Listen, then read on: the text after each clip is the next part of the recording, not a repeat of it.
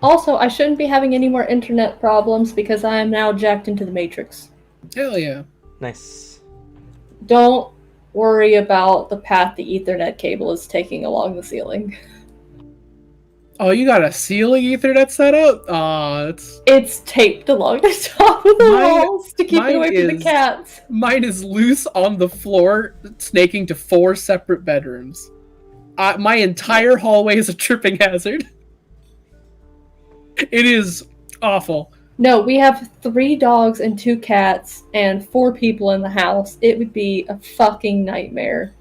I would put money that Ellen would break something first, either herself or something we own, or the kitten would get electrocuted from chewing on shit, or probably most likely Stella would just bumble into it and rip it off and throw the Wi-Fi router off the side of the fucking mantle. That's what would happen. Those are the 3 scenarios in which my internet lives a glorious 5 minutes and then dies violently. So yes, it's taped along the top of the walls. We're live. Welcome. Welcome to my internet less woes. Yes. Today's been a weird day. Internet's been kind of funky. Can't relate. I'm telling the internet in general has been kind of funky today. It has been a rough day. Technology is falling. With your beta social media sites. But we're here now, and that's all that matters. And hopefully we'll be talking to some Viking monster slayers today. That's the hope. That's the dream. This game will end. It will end someday. No. We will get to the last session. I'm gonna drag it out as long as possible, boys. No, the moment we see the quest marker for to go kill Haringham, we're just gonna walk in the other direction. Like, let's go to the south for a bit. Well, No, the south. It's time to pull the Skyrim and just like do every single quest and then realize there's never ending quests. We can just keep finding books in dungeons. Please, you're all so strong. Nothing would survive. I want to see what level. I want to see what level 20 looks like. Yeah. We need to do the level 20 space battles. Nothing in the book is level 20. Well, then, Well, you know... You're going to have to make it. We're getting mecha suits and we're taking on the Powers in the Shadows. We're going to take them on. We're going to take over Lucanor's whole deal. It's going to be 4 Lucanors now, and they're cooler. And we're going to inherit the Earth and be absolute himbos about it. we're going to stop the Civil War. Just get them to stop fighting. Just put a beer in both their hands, pat their heads, but it's fine, it's okay. Hey, if you stop fighting, do you know what you get? Gold star sticker. That's right, boys. And if it's a waste of resources. The world is about to end anyway. Yeah, also the apocalypse is coming, so... Pat them on the head, say, by the way, if you keep fighting, we will just unmake your capitals. We can do that. And then we'll make you forget it. That doesn't make you special. That doesn't make you special in this world. Let me tell you. It's okay. I can always just stop giving you guys XP. No, don't do that. You know what? No, it's fine. We'll just remove their gnosis and eat their gnosis, and then we'll have more. That's a good idea. We only gotta hit like 25 to become near godlike entities, right? You're already near godlike. I want to be so godlike. Okay, more godlike. More godlike. Oh, Here. Acer, what do you think? Oh. He thinks you should make us more godlike. You can't deny Fat Cat.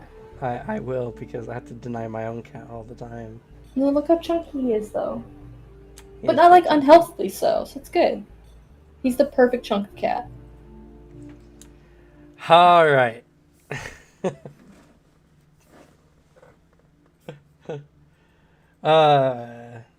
It's like this every time we get back to Anima. We just gotta have like an off session. It's just like, they're all off sessions now. We're just like, we're just getting back into it. You know what's sad? This group of people is now the group of people I play with the least. in recent We times. gotta fix that. It is pretty grim. We better play next week. 'Cause I wanna play Anima for my birthday. That's what I want. Oh. All the pressure. Yeah. I mean, I've been fine. I've been here every week, almost. I think there's like one I missed a few. No, it's mostly been me. It's okay. An occasional couple Alex taking the serves for me. Life. Well, and then Suzanne was on as well, so no one's blameless. No, Suzanne's blameless. Don't bring her into this.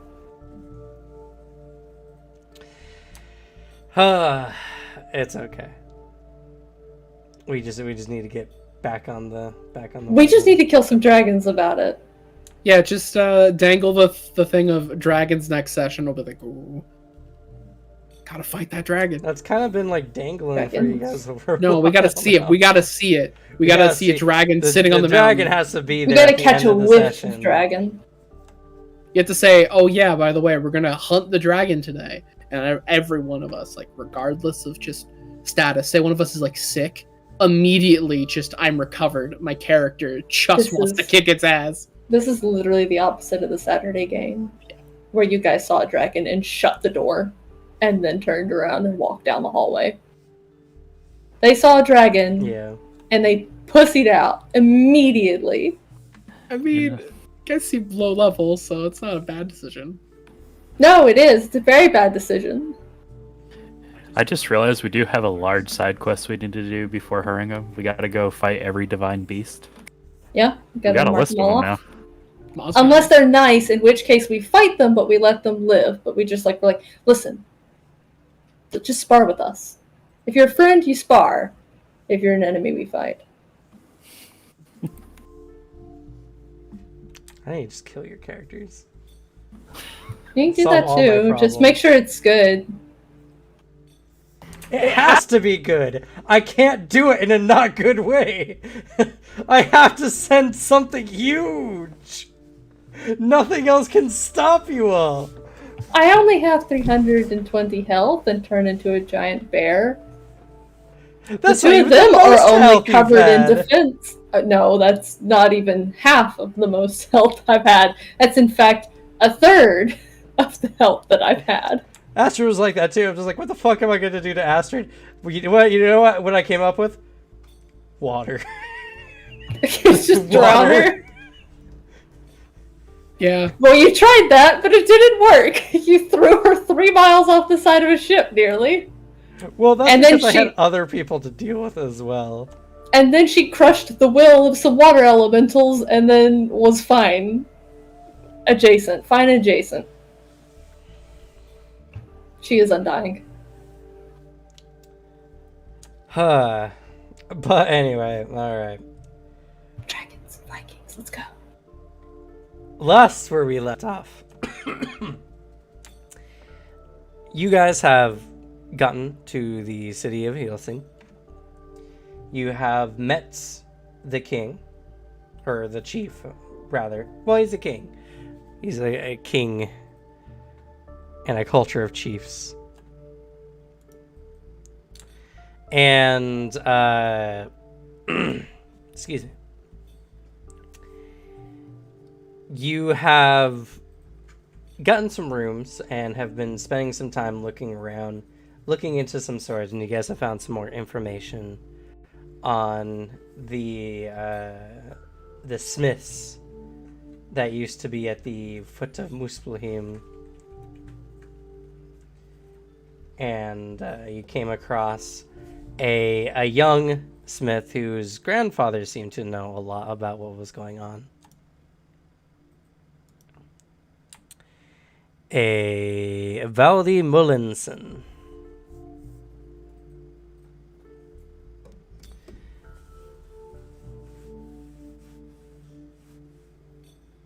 And you spoke to the king's attendant, and he told you that Soren Hackinson also has a weapon supposedly made by these individuals. And so you were knocking on his door last we left off.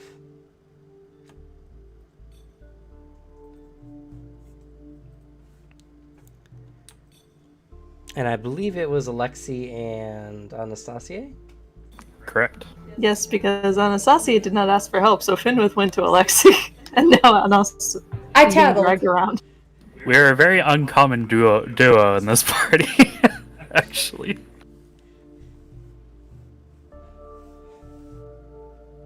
I mean, it's the goth and the jock, you know, of the party.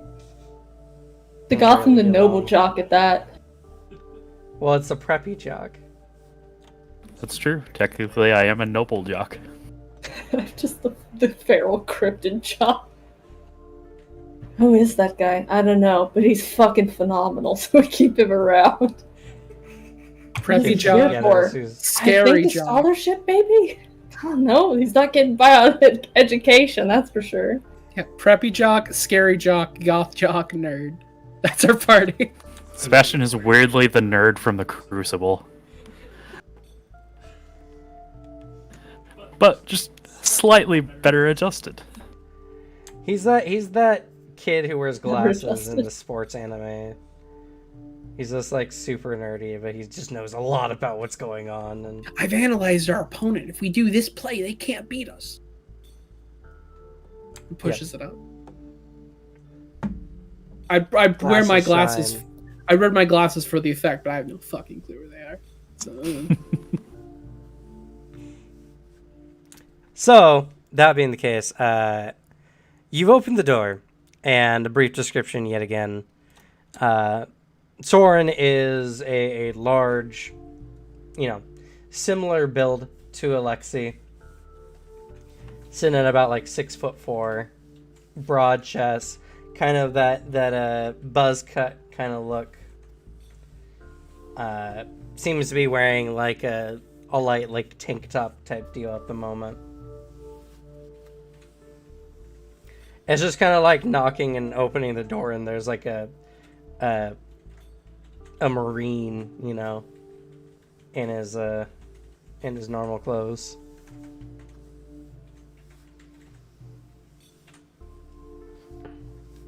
And he looks at you all, and he's like,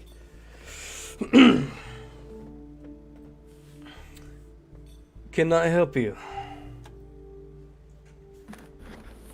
All right.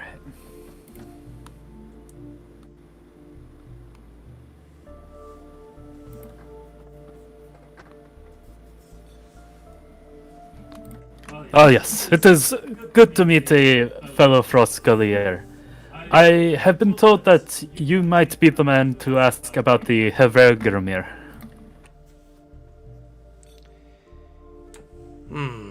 He looks you over, and he's just like, "I'm sorry, I do not know you." Ah yes, I should probably introduce myself. I am Alexei Frey. Oh. I've heard the stories of that event that happened with the Gladisangs. Yes, it is.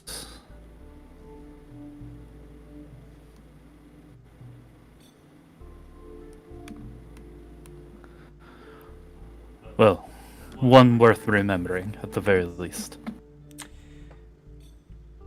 I heard after the event you didn't really do too much. So what brings you here?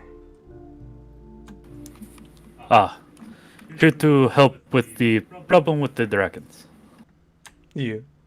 Going to help with the dragons. Well, yes. I have been journeying for a while. Fought some, well, rather interesting things. And I believe me and the group that I have found along the way have, well, quite useful talents for this. I'm sure. Well, if the king thinks that you're worth it, then who am I to judge? Though I have no time for any unsung Frostgullier, so I have things to prep for. Excuse me. And he shuts the door. Just looks at Alexi. Now what? Well, now we slay the dragons and ask him again, I think.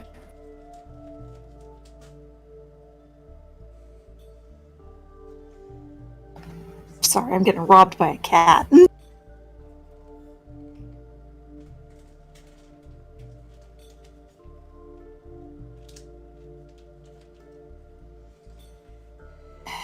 Alright then. Sorry, I couldn't help further. No, the fact that you somehow found out what I was doing, helps. Yes, from what I'm aware at least, his axe is from them, so his family should at least know a bit. But I'm sorry we couldn't really get our foot in the door at the very least. And we've made enough progress, more than I thought we would, by finding the blacksmith.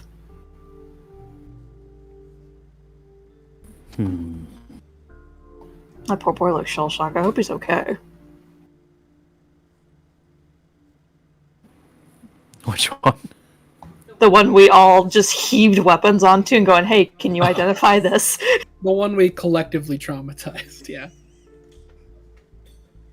It is fine. It just gave him good experience, I think.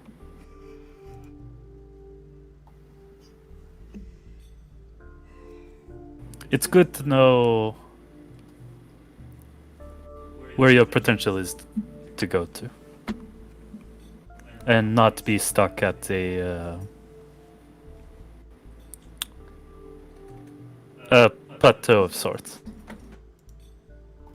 True, but he looked like he was about to keel over when Sebastian handed him the spear.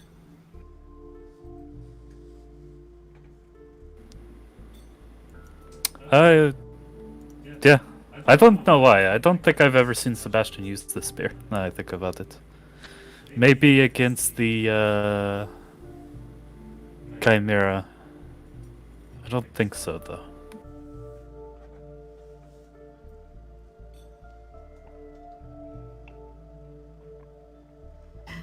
I wasn't really paying as much attention during that for other reasons. I was really hacking at ice.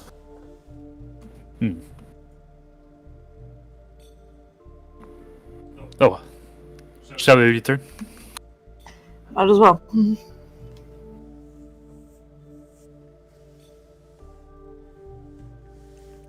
I have someone to talk to.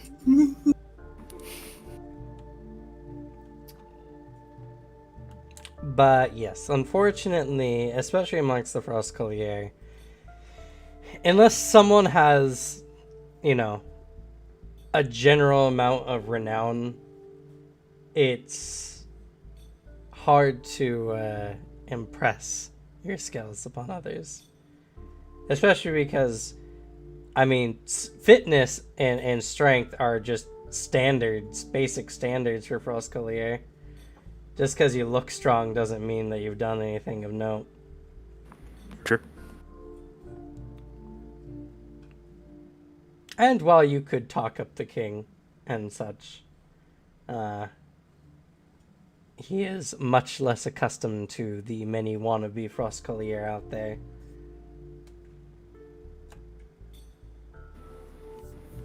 Fair. So, that being the case, you also have a bit of time. It was about a week or so.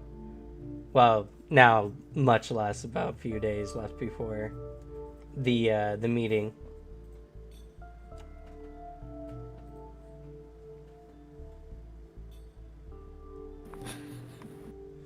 Knocks on Sebastian's door. Probably doesn't get an answer. Retreat. He's incredibly ill. He is very sick. You get no response. If you try the doorknob, the door is locked. Actually, no, it's not locked, but when you knock it, you hear a click. And then, like, a small bout of coughing.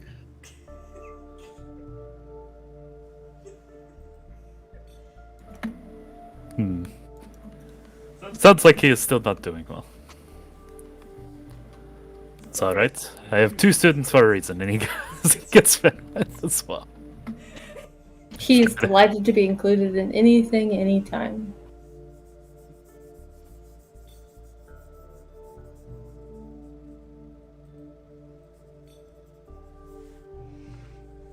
And unlike the cold nearly killing Sebastian, if you try the water bucket treatment on Finbeth, he's just like, ooh! Like he just jumped into a cold pool and it doesn't last for long. All muscle and meat. He warms up quick.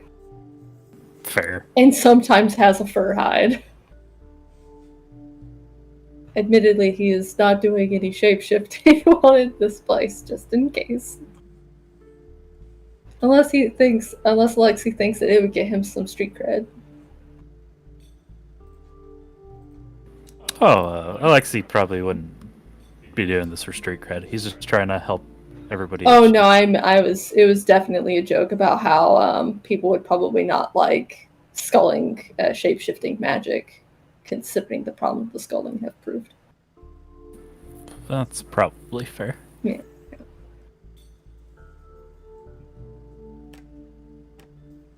Though I think the Frost Collier should shapeshift partially into Arctic Chimeras just to go even more ham with the aesthetic. I think that would be very cool of you guys, and right now you're kind of lame. Not gonna lie.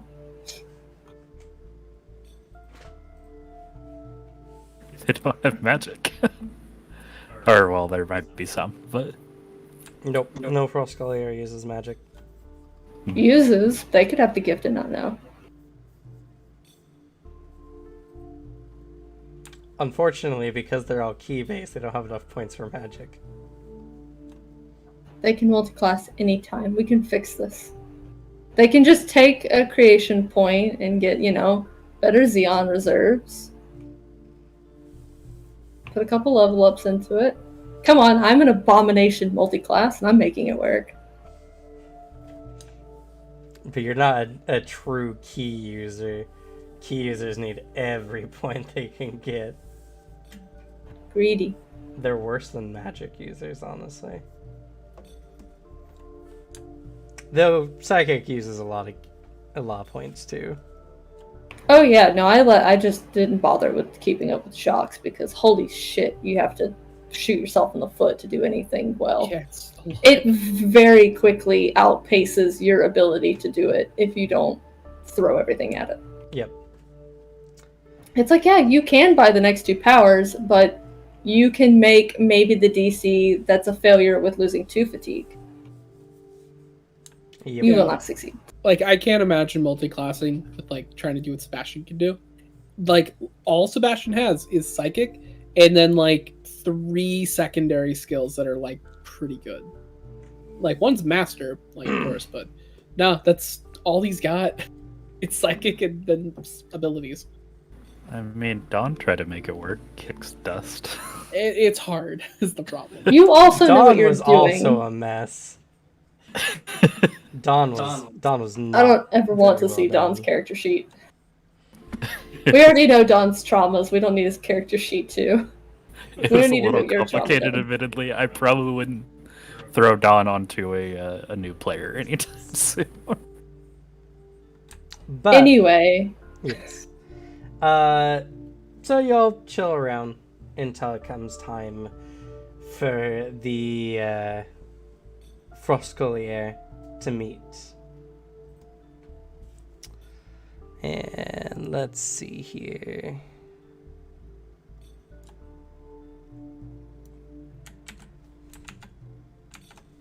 I should have looked up some royalty-free, like, Russian music. Because that's the only thing I can imagine at this meeting. Just play Panzerkopf in the background. I'm sure it won't get copyright claimed.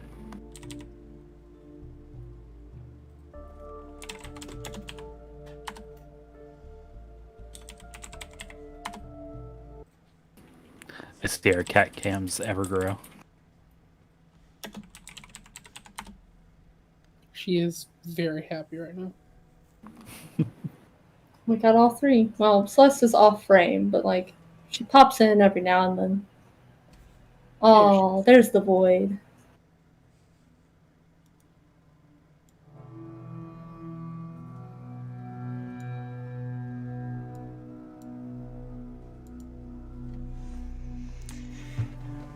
But anyway, it comes time, and everyone is like, whether you're told or not, you become aware as from different hallways in these labyrinthine kind of networks connected to the main castle. You can feel the presence of pretty powerful individuals making way, and many of them not hiding or even like going through the trouble of like expressing their potential in a way, something that only key users of a significant enough level can rarely recognize. But it seems like everyone is trying to represent.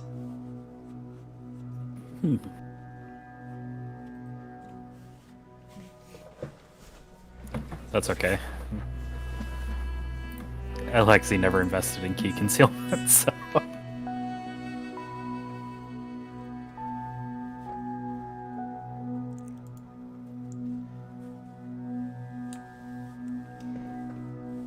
But I imagine you get in your nice clothes and make way for the chamber.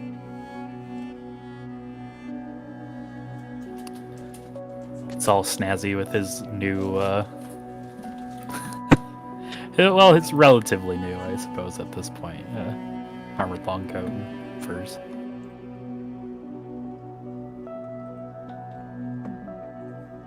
You make your way through the long hallways to the king's chamber. You find that it is empty, and the attendant directs you to a small room in the back, behind where the throne is.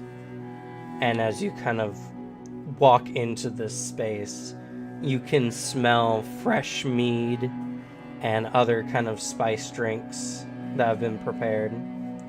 It's a very dark room that's lit by a large chandelier that overhangs over a long oval table. And standing around this table are a bunch of very experienced and very relatively powerful cross-collier and the king, as this has the appearance of a war room. There are no seats, as nothing discussed in a war room should be done at a leisure.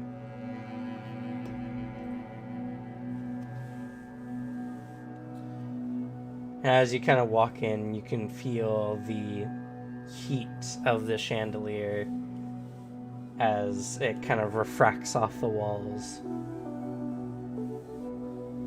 giving this room a very dark, almost stuffy kind of feeling. That mixed in with the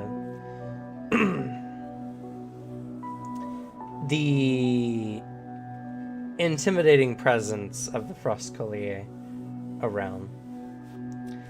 And you have a relatively decent key detection, correct? Oh, yeah. Let's see. I'm hitting miles and miles section. Yeah, yours is pretty strong. Yeah, but how good are they compared to us? How many In of them could key, you they're take? generally better than all of you besides Alexi. No, not the key. Just them in general.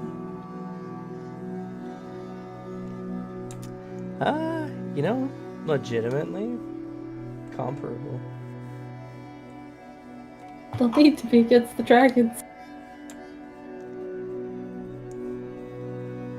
Well, they're all generally lower level than you guys, but their builds are a lot more orientated towards combat and fighting. They didn't really take any side treks. So most of them have generally Alexi's skill set with some minutia differences.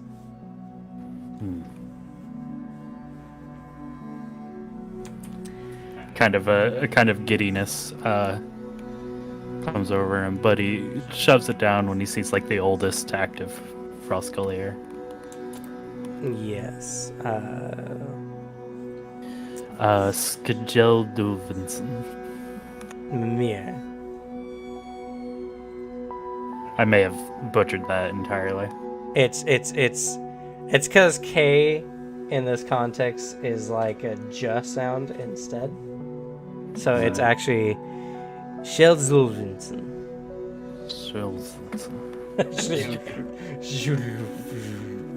If you say it quiet enough, no one can tell you. Ulvson. There you go. Geld Old Son. Got it. Yeah, that's about it.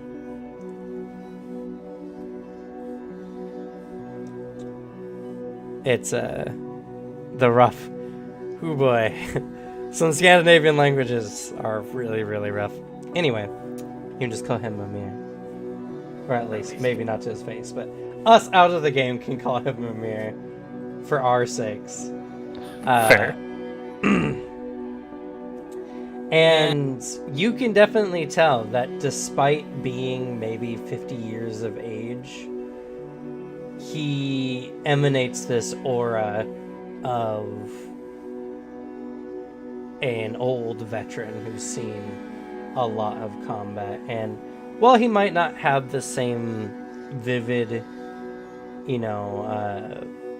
vitality that some of the other members have, you feel that of all the people in this room, he's the one you would struggle against the most, just because you don't know what he knows or does not know. He's ornery as shit. Got it. He gives off that feeling. Soren, Tora, and Trig are all generally on the same level of refined, like, prime examples of what it means to be a Frostgullier. There's that level of nobility mixed with a confidence in their ability to fight. Ray Jivik is easy to notice, as he's the only one who gives off a more unrefined and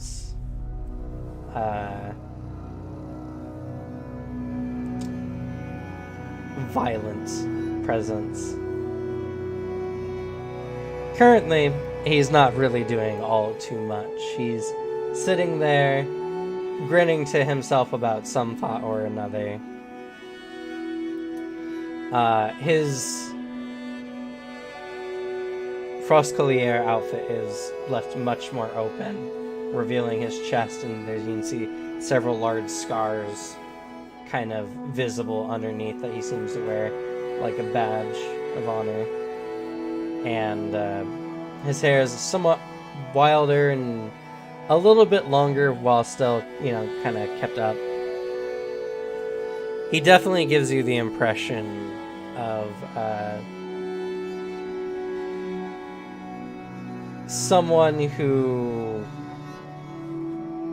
if you're not careful, he's just gonna do his own thing, and probably in a dangerous way. He doesn't seem very reliable, but he definitely seems confident, and the amount of ki you kind of detect from him means it's not just for boasting. Ursula gives off a sense of competitiveness. She is very warily eyeing everyone in the room. She seems to be somewhat thinner than most, though still tall. She sits at about 6 foot. long braided black hair.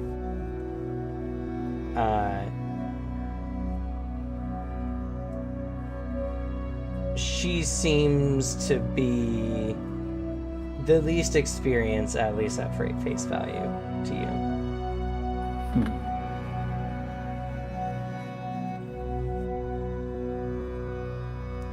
Alexi knows not to judge after the tournament.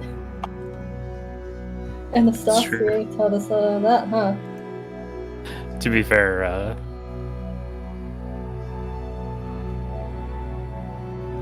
I mean, the others of you who aren't like particularly built have shown a lot of power behind yourself. So, he's definitely learned that lesson.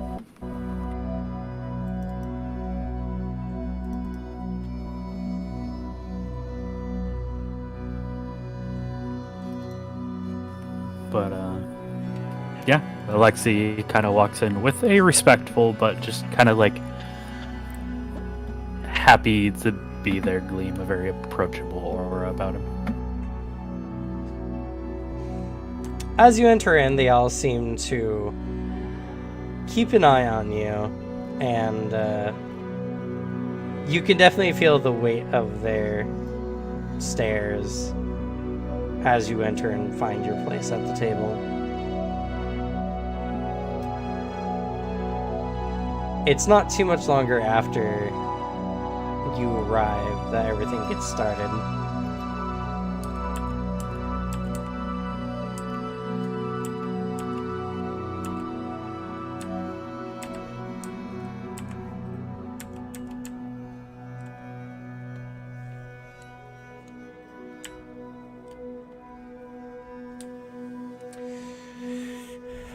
So, King Grimson coughs and seems to initiate the meeting.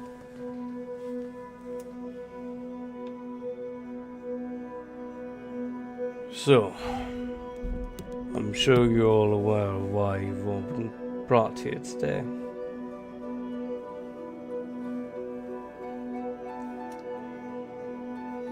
It's not often that the Frost Collier rots in something altogether. And in the past, only handfuls of your members are necessary for threats such as these. And as he's kind of getting going, Ray cuts in and he's just like, there's no need to cut around the bush. We all know why we're here, so just get started with it. None of us here are interested in your courtliness. He gets a withering glance from many of the members at the table, but he seems to just feed on this negative impression. Alexi probably also shoots him a glance.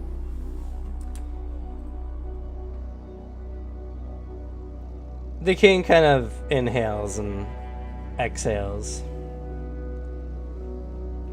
Yes. It's about the dragons. Not only that, but we seem to be as if they weren't enough.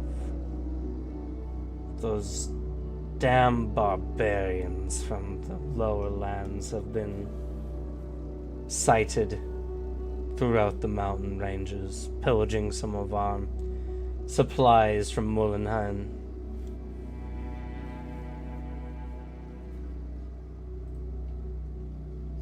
Their numbers are small, to say the least. Not more than a few raiding parties.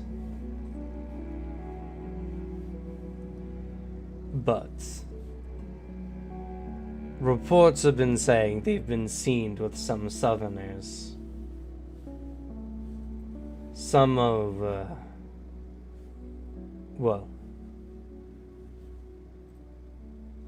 some nobleness to them. Maybe some southern lords of some kind.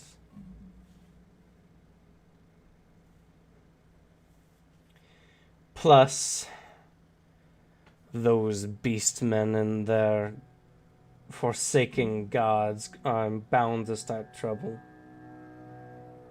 And I'm sure many of you are familiar with the many ruins that litter our mountain ranges.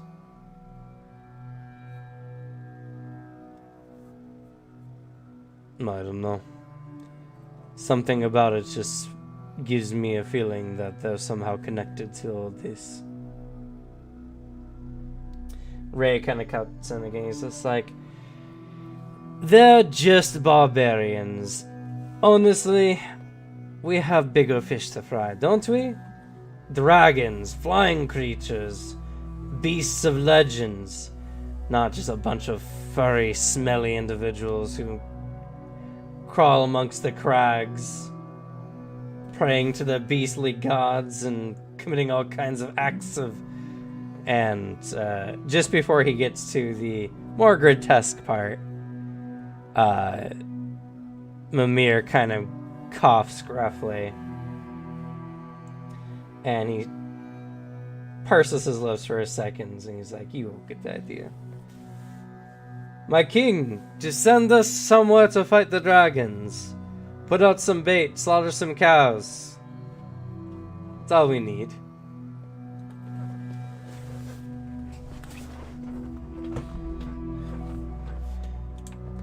Soren kind of uncrosses his arms and he's just like, foolishness.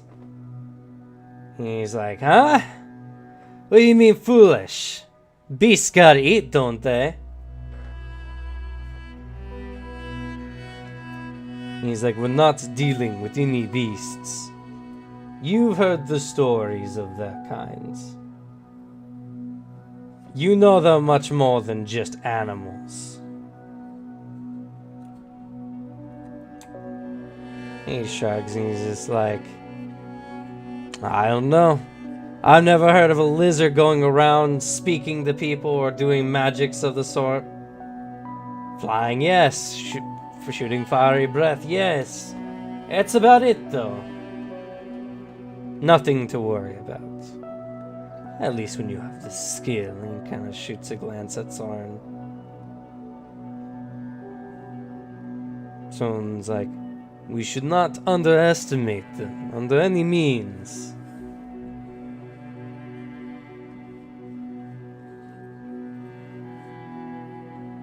It seems that they're starting to antagonize each other. And Tora, she's burly, about as tall as the men. She has a very nice, wide braid that curls around her shoulder of a goldenrod kind of hair color. And it seems to fit perfectly with the lightish brown fur that lines her jacket. And she speaks in a commanding tone. And she says, boys, if you want to fight, we can do that after we deal with these beasts. We're not saying you're not a good fighter. We're just saying that your tactics leave much to be desired. So we can't be sitting here talking about strategy all evening. I think we should lead it to our elders to tell us the plan. She motions over to Mimir.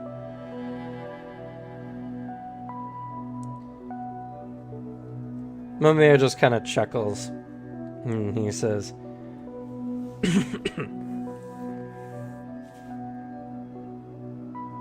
flattered as I am, I've never fought a dragon in my day either.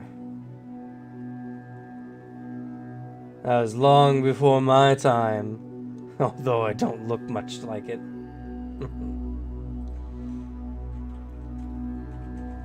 In the end, it's just like any other beast that you don't know anything about.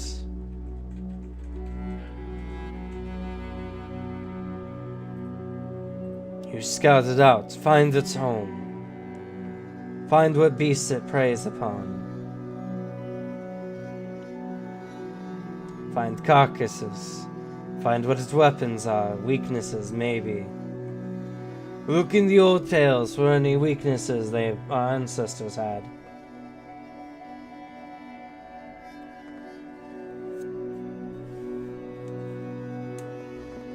Maybe try that fancy axe you got there, boy. As he motions over to Soren, who makes a face, but he doesn't say anything.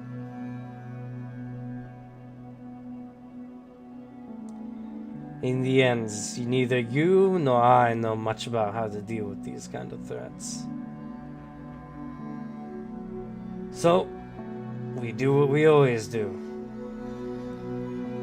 We hunt them down, like any frost collier should. Smartly, utilizing our skills and techniques. There's no need to look back or look down on things that have supported us to this point.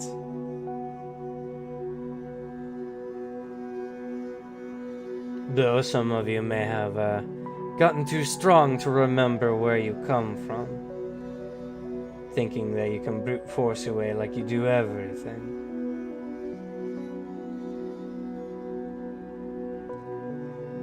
So, if you're so inclined, he kind of holds out a hand to Ray. Please, go ahead. Charge the beasts. Set your baits. We'll watch from a safe distance.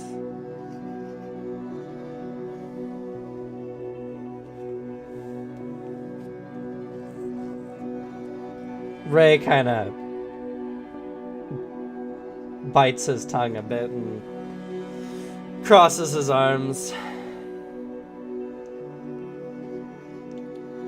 I'm not gonna just sit here and listen to y'all strategize all night. Tell me what I got to do or let me go. If we're gonna be fighting dragons, I'd rather live life up until then.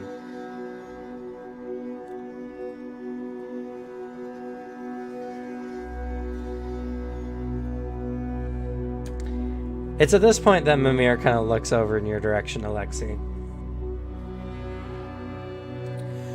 And he looks you up and down. His face is full of crags of age and weathering.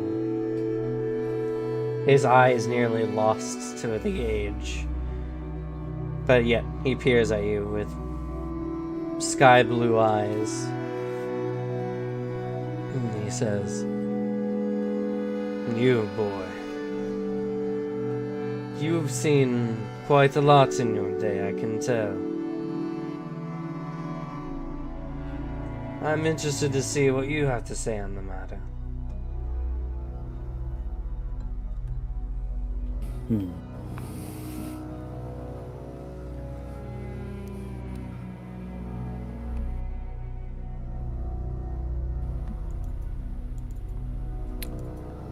He thinks for a moment. Goes, I think a possible big part of victory is to get them out of the air. We have techniques, yes, for taking them out if they are in the skies, but that is I feel like it would burn a lot of, well, energy in trying to do so. We have to take that advantage from them, I think. No, would you do so then?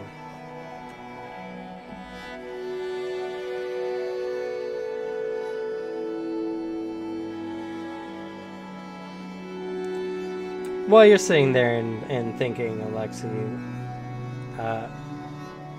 Soren kind of chimes in. He says, "We can't take what he says seriously. Has anyone heard of this one? I mean, seriously. We've all heard of what happened with the Gladysons. As a boy, I was just a mere survivor. I haven't heard of any of his deeds since then. Have any of you?"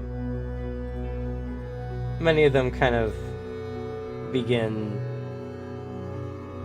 muttering between themselves quietly so you can't hear, discussing around.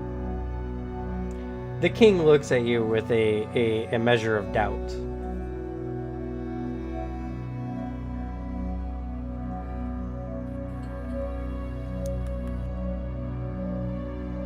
Mimir just raises his hand and the whole room falls silent.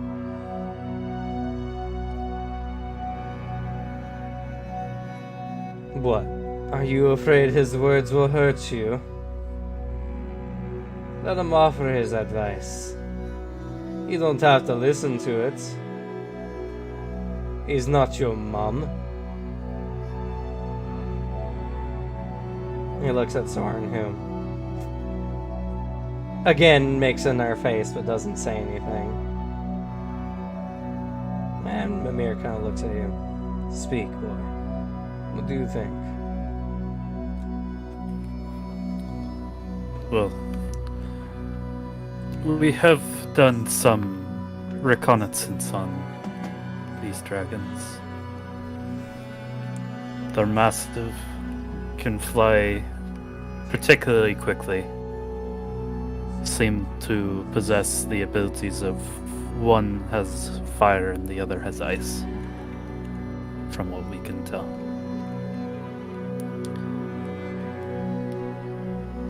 If one were to take out the wings, it would require something massive, I think. Maybe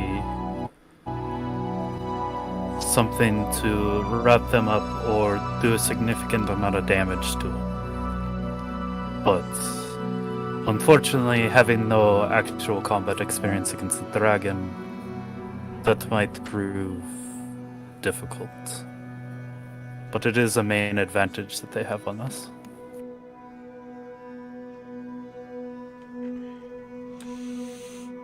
Well, at the very least, I'm in agreement.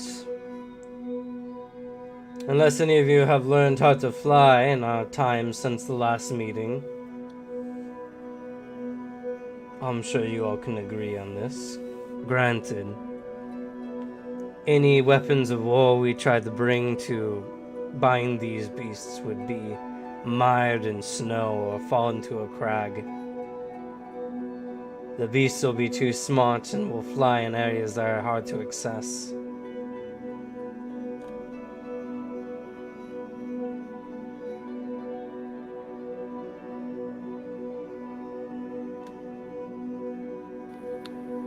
Perhaps, if we can find it, locating their home, maybe we would have an advantage. They'd have the advantage of knowing the place, yes, but maybe we could limit their amount of flight if they stay in a cave or something.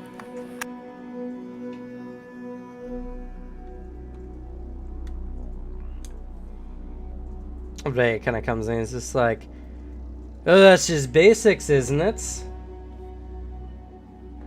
You're not saying anything worthwhile now. If we could figure we could catch these things in their caves, it wouldn't be so easy, would it? But did you consider the breath attacks? A cave would make anyone inside be roasted or frozen alive if what you say is true.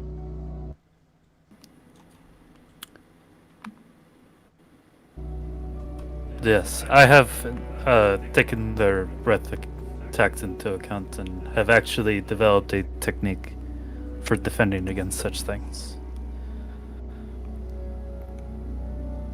The technique allows me to use my energy to utilize the ice crystals to deflect and defend against such attacks. Granted, I don't know how often that they can do so, and I can only do so a few times a day.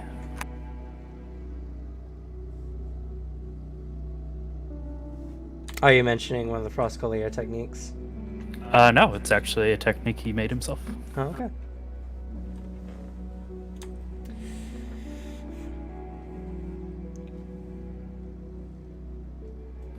Tora speaks up and she's like, if it's a matter of ice, I think we would be able to manage, as most of us have the ability to defend against such things, even if it does come from a dragon. The problem is the fire will be most detrimental.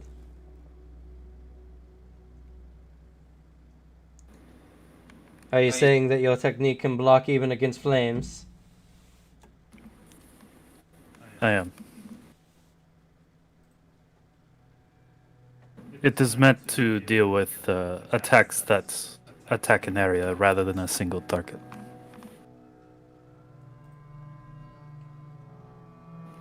That being said, I also think, kind of strokes his chin a bit. It's like, I gotta find the name of it.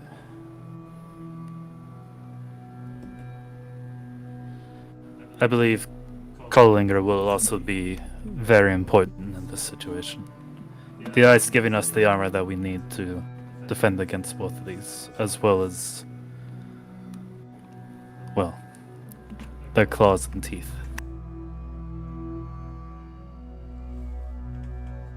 They'll look to each other and they look at you.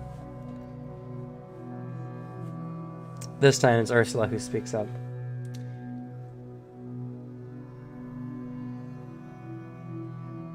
Well, you're not wrong, Frost Collier. You're not telling us anything we don't already know.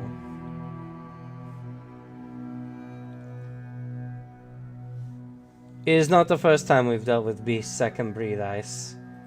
The Arctic Chimera is one example of which we can look at. Theirs are much trickier, bouncing between the ice pillars. Many other strange beasts have done some similar type attacks. It's not defending ourselves that are the issue. Mimir kind of cuts in on this.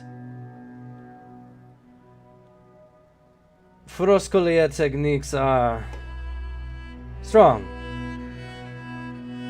but they take lots of energy. A dragon's breath, its claws, weathering its scales. I would say myself, and many in here probably, would be left powerless before too long against such a beast.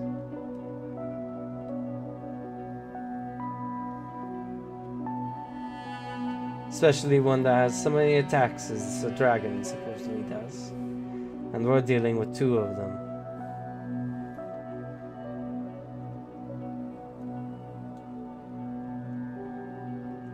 If bringing them into their cave means that we are forced to defend ourselves to the utmost, we would not be able to weather any further attacks if they decide to work in tandem or do their best to keep their distance. In the end, we have to get them into a situation where they are not able to attack as freely. We're not able to fly as well.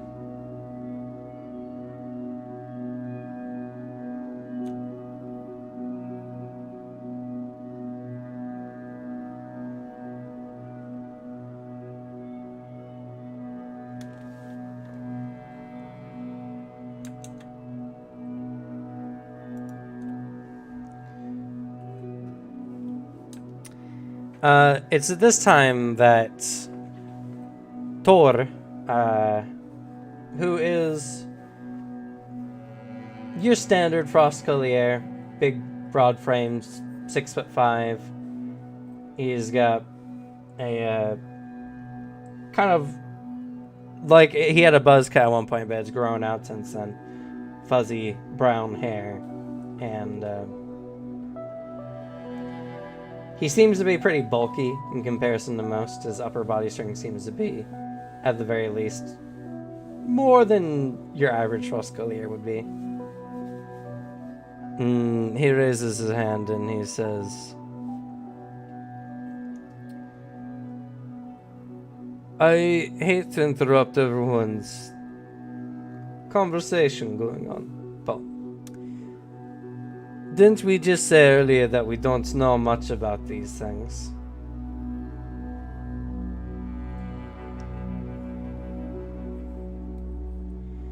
But I do remember stories of those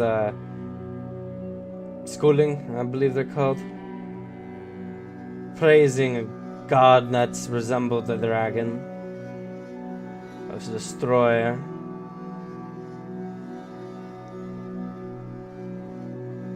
Close. It's not their mythology. I know. I was giving him bonus points. If the king thinks that they're going to be a problem, why don't we kill two birds with one stone? We go, deal with schooling, and then have them tell us their stories of their gods.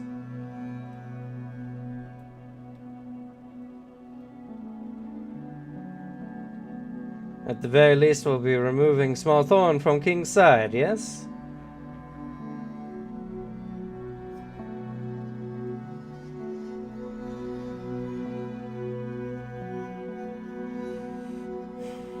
Everyone looks to each other. Ray gives a somewhat disgusted look, and he's just like, I became a Frascalier to fight monsters, not people. Why don't we leave it up to the new guy? I'm sure he can handle some barbarians.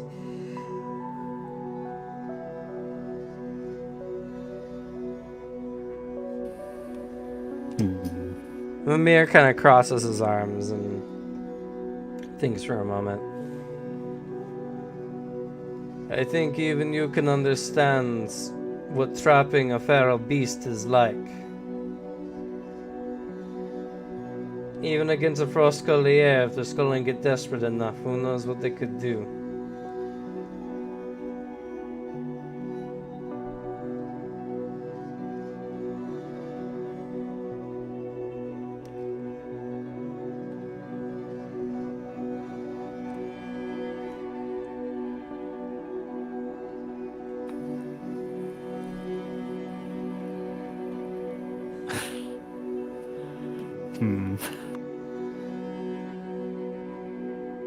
Just don't tattle. I don't think they'll like me. You were down south, though. It's true. Stop scratching the beard. I can hear it in the mic. Sorry. I'm considering if Alexi would play this card or not, and I don't know if he would. What have you really to lose? You've already lost reputation markers with most everyone in this room.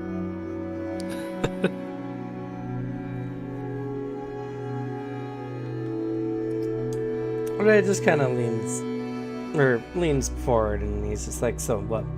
You want to send the babysitter with him? In hell's name, it's not going to be me.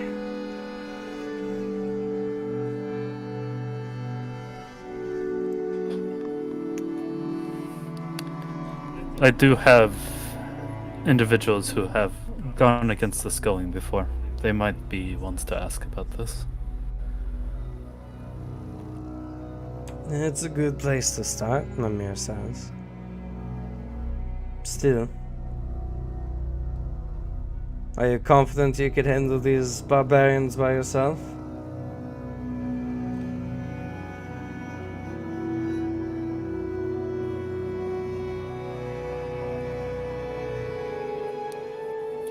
With the group I arrived with in tow, I think it would be very possible. But if the king so wishes it, looks to him. If you would like to have somebody come along for insurance, I would not say no.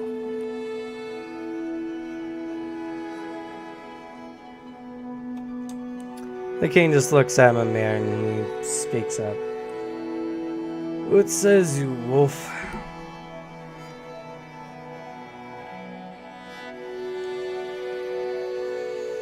Well, I don't got much time left, I'm afraid.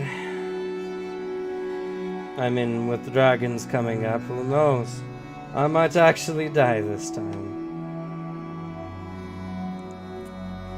I have a good feeling about this boy, though, so... give me the chance to watch him.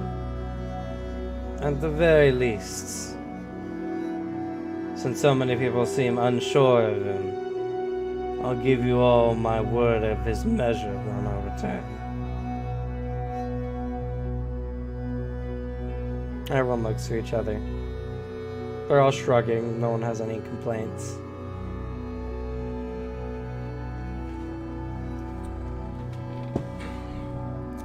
Ursula looks around and she says, "If I can say, I'd like to go as well. At the very least, at least one accomplished Frostcollier should travel with the wolf as well."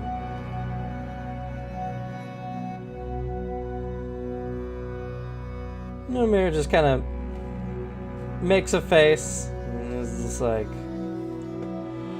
"Oh, it's no frost off my nose." And the king nods. "Very well. Well, the remaining Frostcollier stays here and begin plans with the dragons. The wolf and his cubs will go along and figure out what we can from these barbarians." This causes several of the Frostcollier to snicker.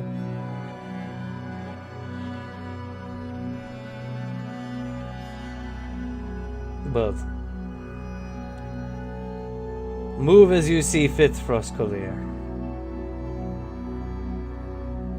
With that, the meeting is adjourned.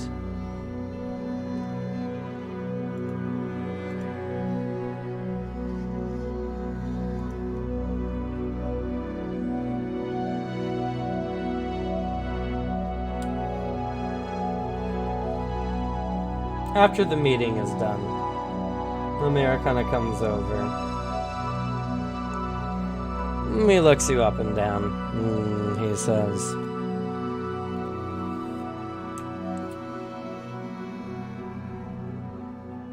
"Don't mind me. I don't expect to be doing too much on this mission.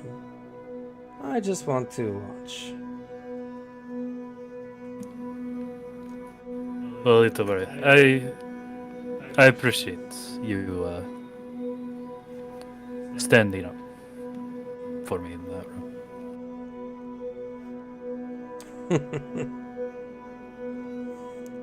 And he shakes his head. Any good warrior doesn't need some old farts like myself standing up for him. You just pat your shoulder. So,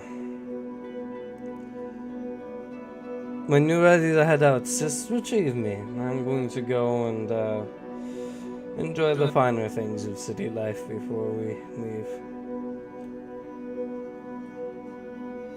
I'll try not to make you wait too long, but also allow you to have fun. He says with a smile. It's not about letting me have fun. Just prepping is always necessary. It includes boosting one's morale. As he goes and kind of walks off, and Ursula kind of cuts in before you can even think of leaving.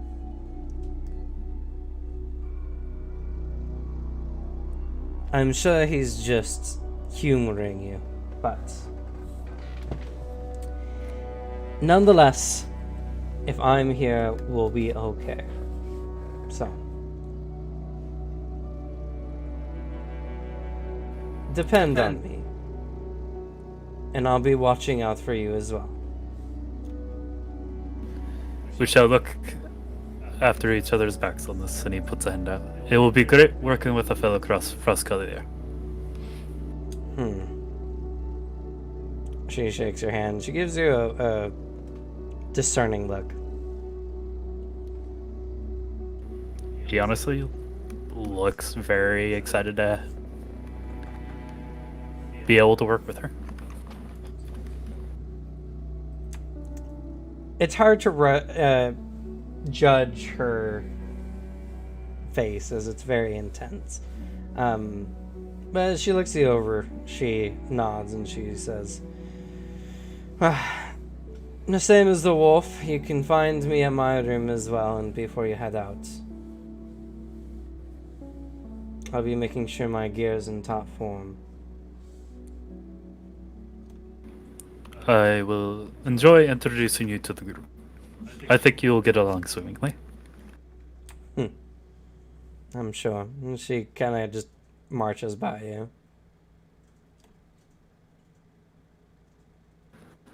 And he begins marching back for everybody. It's alright, Alexei. No one has ever resisted our combined Viking charm. Except for my long lost best friend. And Alexei will go and gather everybody. And then insist that he's not calling Sebastian out for training. With that, there's like a click of it being unlocked. A door opens. He's not overtly showing it, but he's preparing to put up a shield.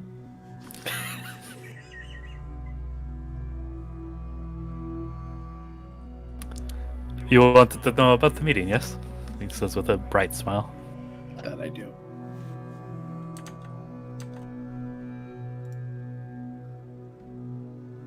Oh, come on. We will join everybody in... I guess one of the rooms. He follows you. He's floating behind you, but he still looks like weak. Looks tired doing it somehow. On the bright side, he's not as unsettling as when he was paralyzed. So it's alright.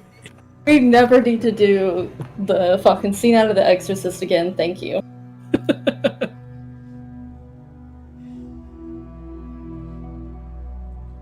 But he gathers everybody up in a room to be relatively secretive, because it was still a top secret meeting.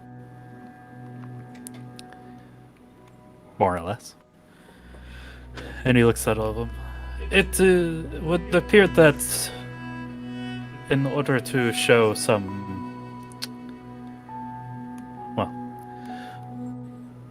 to gain some renown with the other Frost Collier, we will be tasked with dealing with the sculling in the area. And we'll turn to Finwith. He, visibly wilts some. As they might very well know the information on the dragons, maybe to give us a little bit more of an edge, or at least just something more than we have currently. We will be traveling with two Frost Collier, which is pretty exciting. We will be traveling with Ymir and Ursula.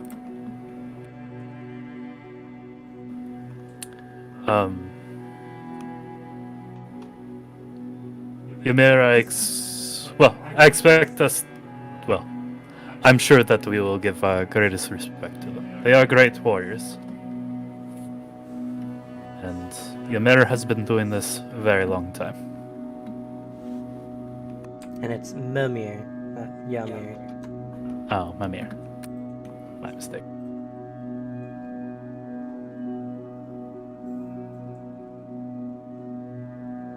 Well, if we're gonna do this, we just have to be careful that wherever they are, the dragons don't. He swaps over. Rooster lair near them. If they fought with one before, they might be fighting with both now. And without the rest of your Frostgolier. We don't want that fight. I mean, we can take it, probably. But I don't think that that's the point. Point is information gathering. Though with two Frostcollier, and he just leans back, crosses his arms, do they know about the skill set that they're traveling with? That is my concern. I did not tell them of the skill set quite yet. I figured we could do that in introductions. And I assume there will be no problems with it. Well, if they're warriors, then they should respect how good we are, regardless. It is what I'm hoping for. It's not And- us I'm worried about. And he just looks at Finn with, it's you. He slightly shrinks again. Maybe they won't know. It's not like the Scalding are from here. If, they're monster hunters, he kind of gestures over to Lexi. So they might not know. It's fine. Right? I expect if it is a problem, we can get past it. One way or another. Well, I mean, if they try to attack me, I'll throw them off a mountain. As well. I don't think your ice will help you with that.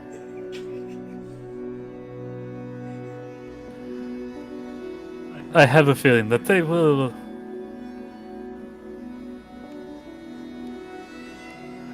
He shakes his hand. Oh, it does not matter your birthright in this situation. It is the fact that you want to help and you are a good fighter. I believe they would like you on that respect alone, and you are just a very likable person. Bit more pep and step with that. And if all else fails, we will defend you as well. Because we can vouch for you. Well, I mean, I hope it just doesn't happen, because I don't want Alexei to look bad to the other Frostcollier. I don't think it would be good if he came back to his chief or king and have to say, my friend turned into an owl and threw them off the peaks because they didn't like him. Probably not good for their songs. I have a feeling that Mimir, with his wizened years, has became pretty evident in the meeting itself. I don't think you'll have too much problems with it. Ursula, I can't say for sure. If anything, seeing what I can do will just have them ready for whatever the others can. And wargs. Just assume there are probably wargs. You will be pinnacle in this mission, as you are very aware of what they can do and what we need to watch out for. How likely is it that we're going to have to fight our way through? Is there a way we can do this peacefully in some way? What's to defend with? He kind of fiddles with a hand for a moment, picking at the side of a nail.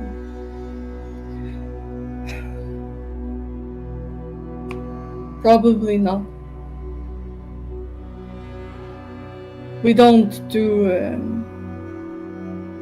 talking with people. We raid. We just attack. Like an avalanche, we just hit quick and hard, unexpected. And then we take and we are gone. And normally we don't leave much left behind. Talking doesn't happen outside of other scolding. In the shaman or chief's tent or around the fire. Maybe if they have a wise shaman with them, maybe they could be talked to. But whatever chief leads them, whatever chiefs. If they have come this far and they have dragons, if they are at the peak looking for something, I don't think there's anything we could say to stop them. We've already lost most of our people and have had to leave our home. You cannot threaten them with anything. They have already lost what they don't already have there.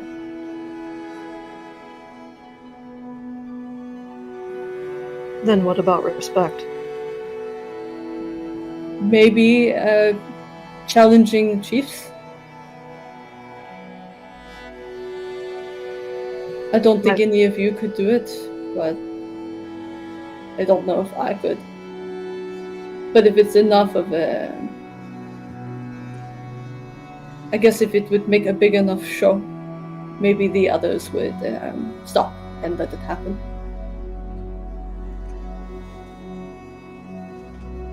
Ours are a little different than the other clans of Goldar, but not that different. You lose respect and no one trusts you to keep them alive. If a warg bites a master's hand, they're not a good trainer. You don't trust that man. It would be no different turning down the challenge if it was a good one.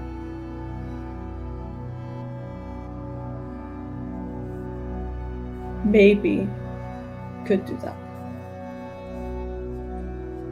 But if not that, then no. They'll fight to the last, or flee back into the peaks when there are only a few.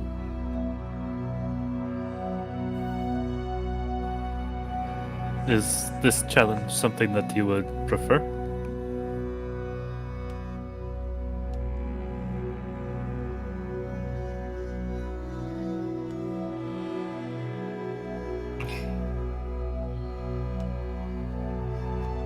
I know it is not right, but it is still the people I lived with.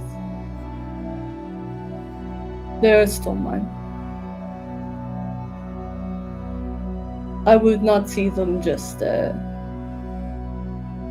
dead thing turned into an insult.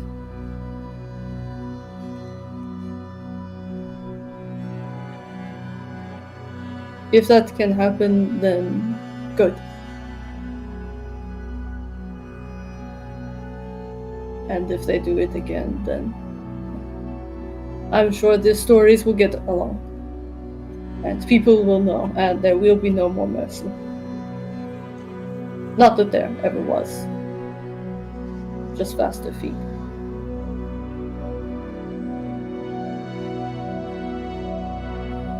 Well, thankfully this is indeed a information gathering mission. So, no slaying on the spot. I don't know, from the sounds of it, even if we were to capture them, they're not going to talk.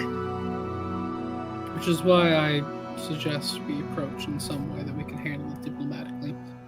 I assumed it would involve fighting in some way. But if you just want to talk to them, but your people don't want rid of them,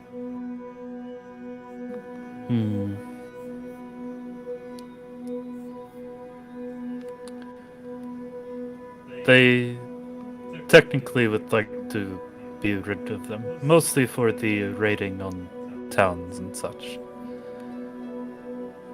then we are talking two different things. If you try to take what source of food and whatever else from them, then it is the same as trying to kill them outright.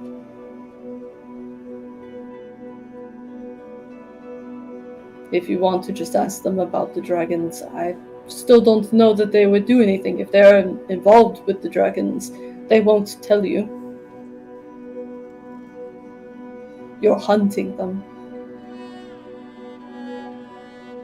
Maybe things would have been different on the mountain if the dragon had not died. Maybe they hold to that. Hard to know.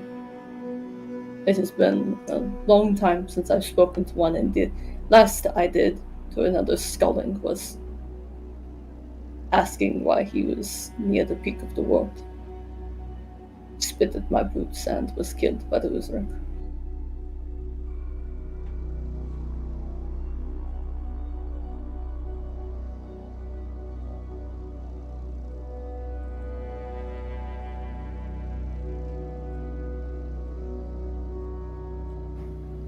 Unfortunately, I can't think of anything unless we know of an alternative to offer them.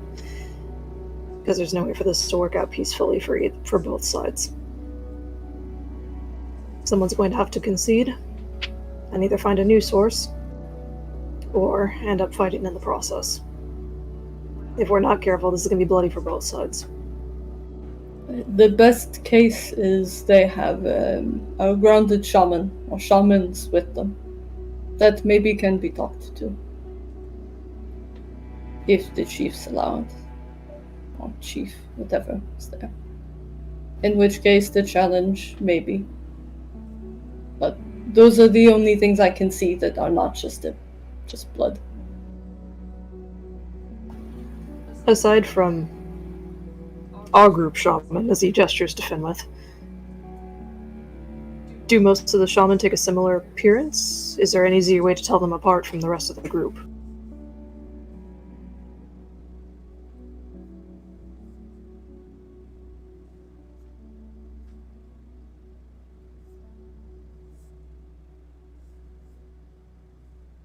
I guess not particularly, really, huh, Cameron? Nope. Because Shamans there's all different fulfill- types. Shamans also fulfill warrior roles like anyone else Yeah. does. So No they might reason to have waste more strong arms. trinkets and doodads on them, I suppose. Yeah. But So Finwith just kind of shakes his head and is like, you could maybe tell depending on what they do. So if they change their skins, they might have things like this. If they call on spirits, stuff like that. They might have more bits that they have on their clothes or armor that they use for working it. But it would be not like the Southerners do, where those are the ones just wore regular clothes and no armor. The mountain will kill you whether you can do magic or not. Same with the beasts. Many shaman will have weapons too.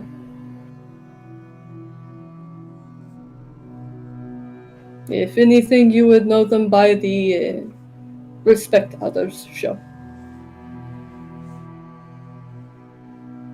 Or by asking. But that might also be dangerous if they think you're going to try and kill their shaman. I'm assuming it's the same for the chief then. Chief will probably make themselves known.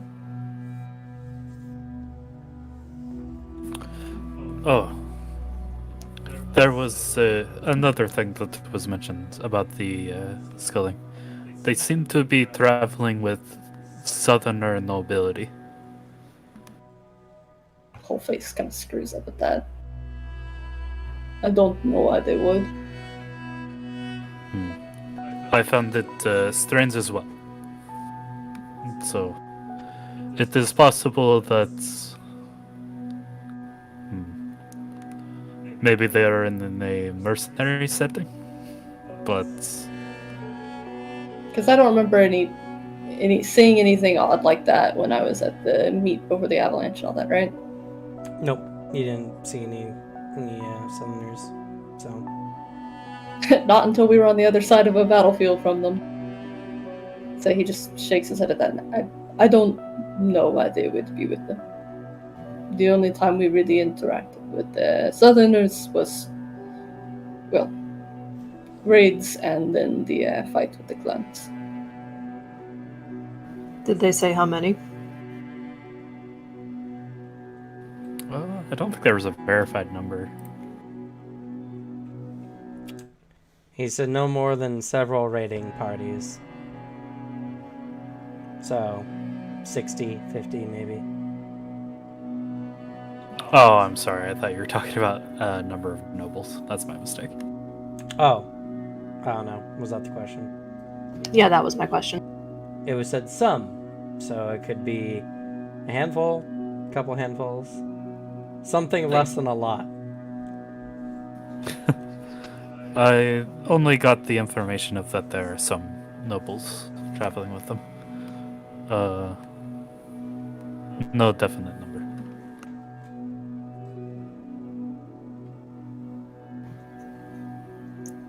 Because I got curious and went to the library. And whatever that thing is, said that sometimes dragons can take on human forms because of magic. So I'm not sure if they might be hidden among the sculling if that's the case. I don't know why they would dress different either.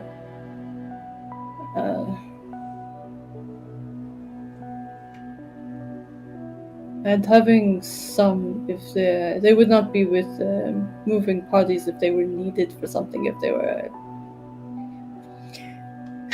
taken from somewhere. And they wouldn't be taken from down south. So they would have to have already been up here. True, but it is something we should be careful of, just in case. I believe if they're taking a human form, then you'd be able to detect them, Alexei. I assume their key is the same.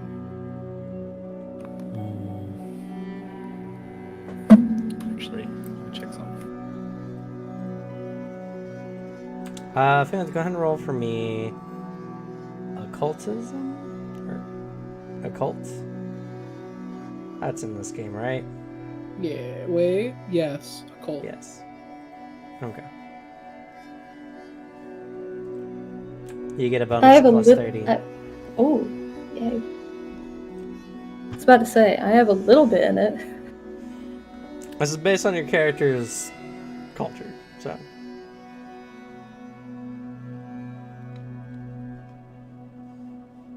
I rolled a funny number. It's 114 total. I'll type that. Alright, 114.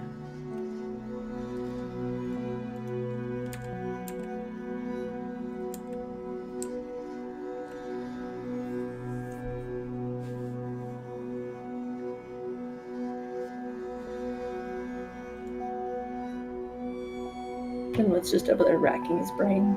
Just a little bit of steam puffing out.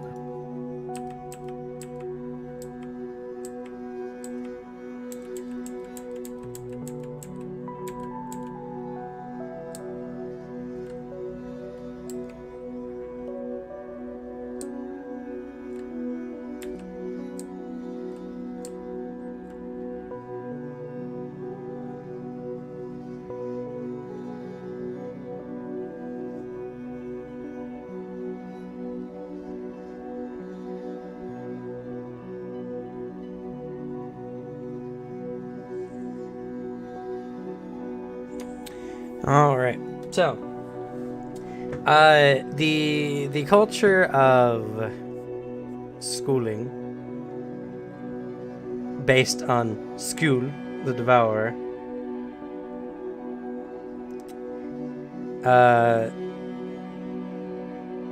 was that the great chiefs back in a dire time when the other clans had banded against them, they were blessed by school, given the ability to command beasts and share their blood amongst them.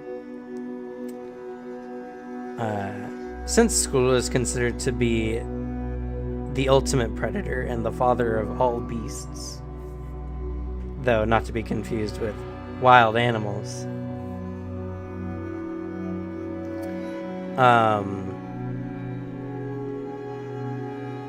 there are not many instances of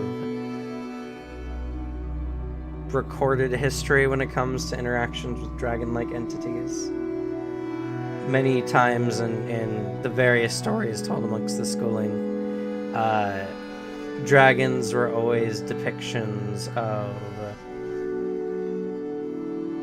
the epitome of life.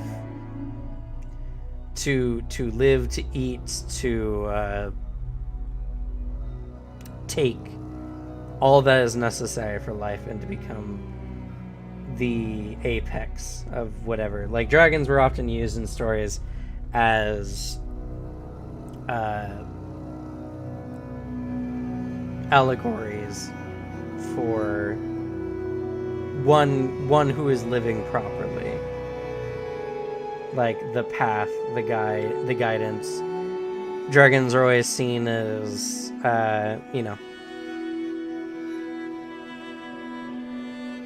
when one is the ultimate predator, they have nothing to fear. They take what they need. They have no fear of starvation.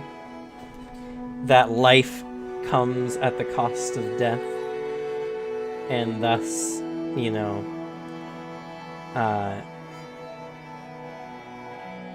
to bring about one's desires, it means to do so at at no cost to oneself. There's also a story of the dragon who, was eating its tail before its hunger was so great that the beast would eventually become unable to move, unwilling to let go of its tail for its hunger and its pride, and unable to let go for if it were to stop supping on its own blood and flesh, it would starve to death immediately. Another tale told of one who, when you forget yourself, you are at risk of consuming yourself. So, a lot of the stories just kind of end in the Sculling will take what they need. They will kill for their own survival, and if they can do so in abundance, then all the more for it. Because you never know what harsh winter might come around the next horizon, and showing mercy, showing kindness is oftentimes something that hurts both you and them. But never to get lost in that. Clan members that fight amongst themselves only hurt the clan. Sculling rarely fight amongst each other more than standard rites of ascension or rituals of, resolving. But everything else is already conflicts. trying to kill you. You don't need your neighbor doing it too. Yeah.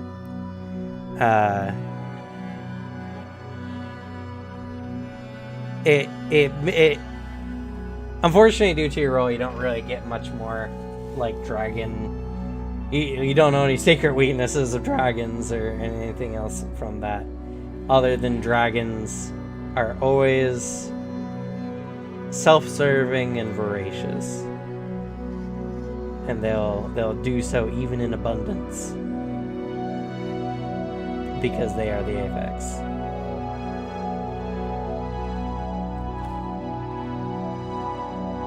And we had a couple days skip, right? From when? From Just the meeting? since last week, like, we're actively playing a day. Yeah. About a few days have gone by since then. Okay. So as Finn was thinking on it, can I actually use the walking stick to ask for greater wisdom?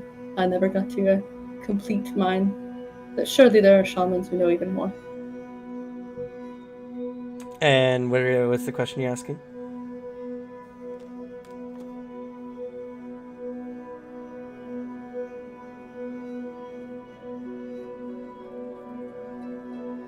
Because honestly, even if you didn't do it then, you probably have a few days to do it now. Yeah. So I have no problem with it. Yeah.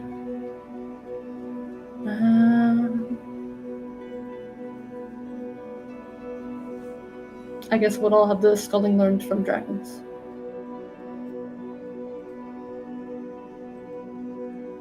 Okay.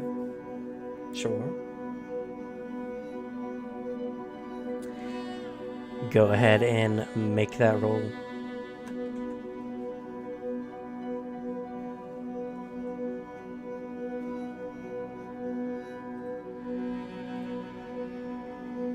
It's fine, you guys. Someone knows better than me.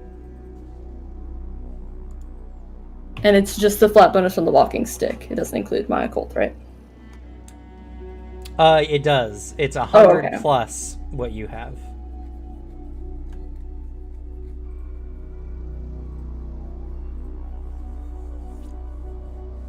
$200 flat, baby.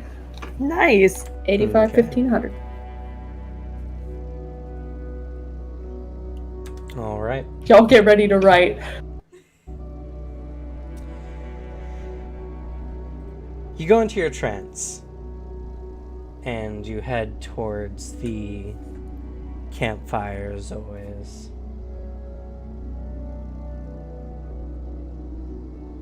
As you sit down and you wait for guidance from knowledge beyond. Something's... Can I request a dragon teacher? No. Oh. Something's different this time. The campfire is nothing. It always smelled like a campfire to you. It was nothing of particular note. But this time, there's a scent that wafts off the flame, a heavier use of pine needles, and it triggers a memory. And as you get lost in that thought for a moment, you look around and you're no longer sitting at a campfire in the void. Instead, you're sitting in a rather familiar hut.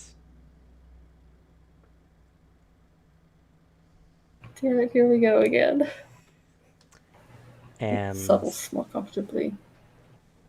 a large, familiar shadow fills the space across from you.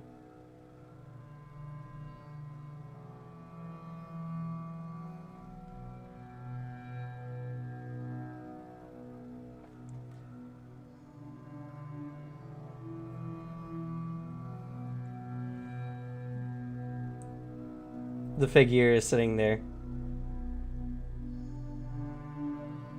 The motions are familiar. They're carving something.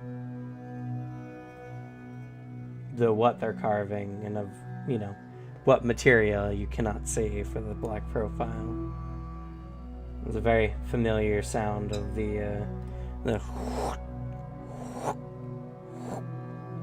blade carving on the knife. Or the knife carving against the material. I think so. It's on the work tooth handled carving knife. Back with his things. The fire smells of a strong pine scent.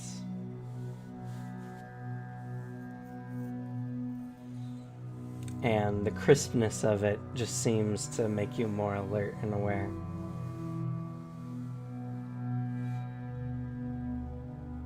The figure speaks.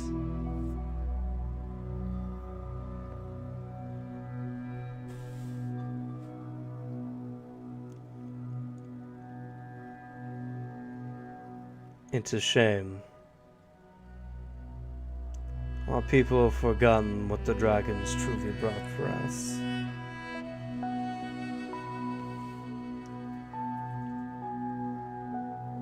It was not killing. It was not strength. It was recognizing one's place in the food chain around them.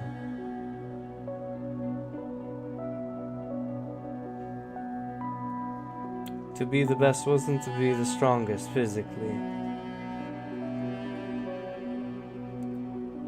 Man bears no claws after all. Our teeth are weak.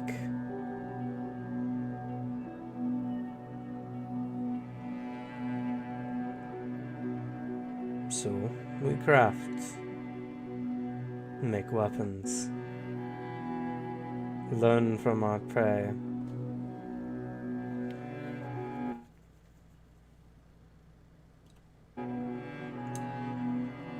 One does not ask how does the wolf know where a rabbit will be? Because the wolf does not know. The wolf hunts the rabbits, and finds it. But people, we find the burrows such trap. With little efforts, less running, and catch the pair. Does that not make us a better hunter than the wolf?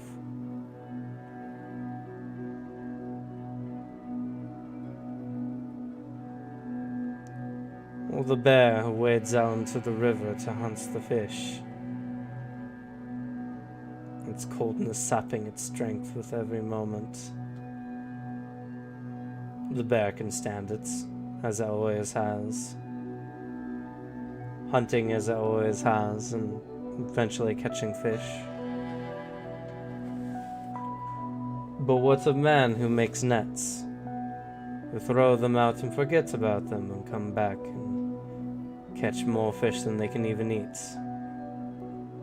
Does that not make them a better predator? To effortlessly find food, to kill creatures without trying. The dragons didn't teach us to be vicious, they taught us of our potential.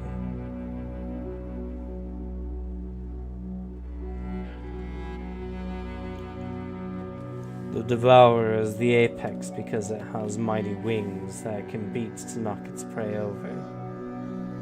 And its breath can corrupt and lay all to waste before it. But to such a beast, the act of killing is second to breathing.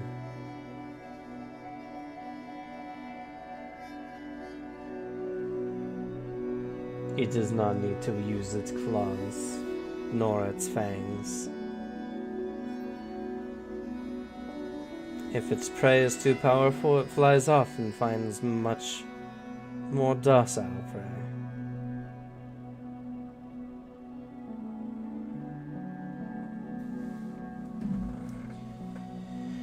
But we don't tell those stories because they don't get the young men out hunting. They don't motivate our women to push themselves. They do not set one's blood on fire. So we tell the stories of the mighty beasts and their never-ending hunger.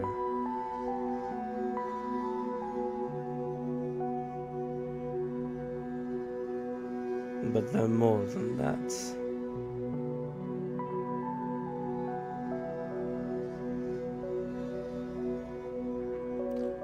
Don't forget the next words I'm about to tell you, because it may save your life.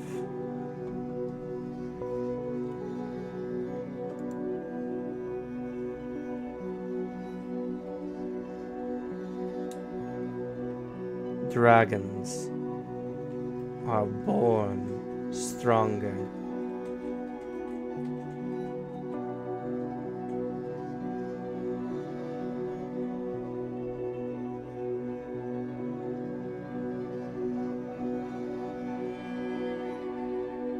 And with that, the image fades away, wispy like smoke. Everything is consumed as if burnt. And upon your next breath, you feel stifled, as if you walked into a much heavier and much more stuffy space. But when you awaken from this moment, you remember.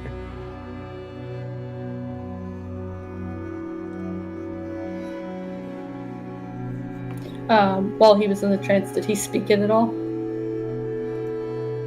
Did Finwë speak in it at all? Yeah, did he say it aloud, like the usual ones? No. Okay. Strange, as every time Finwë kind of goes into this stance, they seem almost become possessed, but this time they just stare blankly in front of them, listening.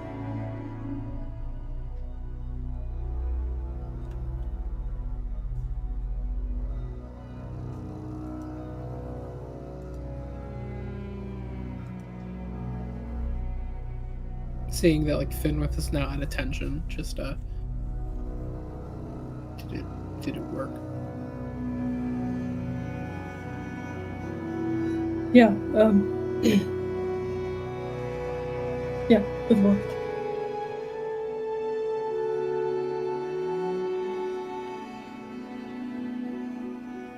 Normally it's something else, I guess. I don't ever remember. Only the first time, and that one.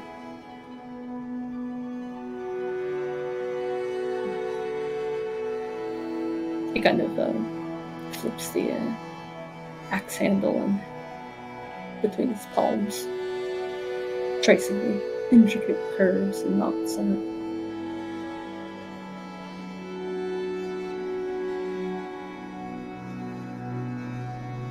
Did you learn anything of note then?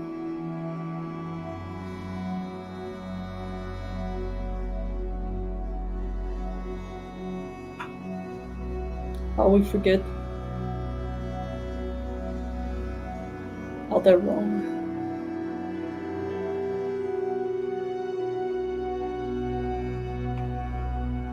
It's hard.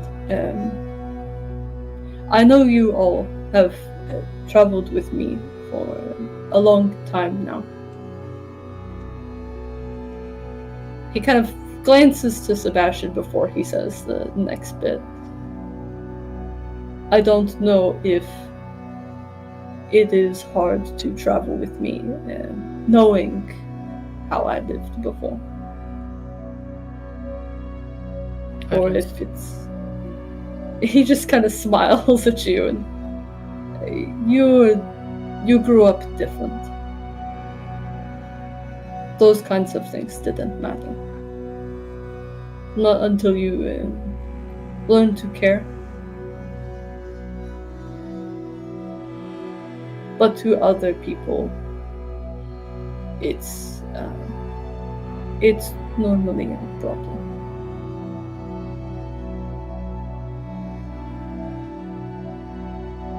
It is unforgiving on us to live like that, and so we are the same to other people. We're the monsters in stories.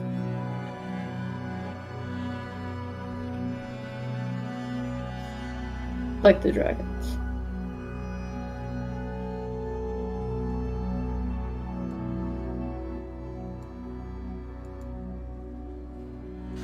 So he kind of turns back to look at you two. I don't know if it's ever hard knowing that I still care, I guess. Despite knowing what we do.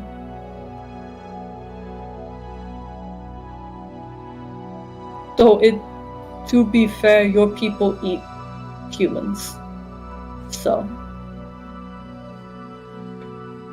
he just kind of smiles. It has a lot less humor and energy to it than usual. Maybe I should just be talking to Alexi. And shrugs. Does that make me any better then? You travel with me knowing that that's the case. I think anyone can be better. I've spent years trying to find somewhere. Anywhere. But I am good at changing. But not who I am. I can change what I look like 1,000 times. But I am too big to cut down to fit for most people. Sculling or rough like that.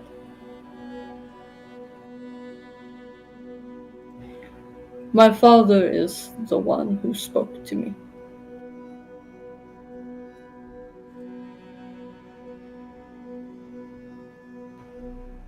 He died because he disagreed. Enough to throw his weight as a shaman. He lost. And so his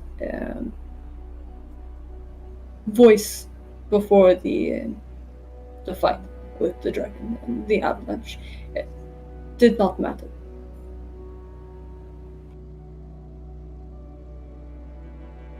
So we went And back then, I did not agree with him. I thought the dragon and the raids would make us stronger. That it was good and that they were weak, and so it was right for us to take. Either they would get stronger and stop us and do as we do, or they would lose and we would survive instead.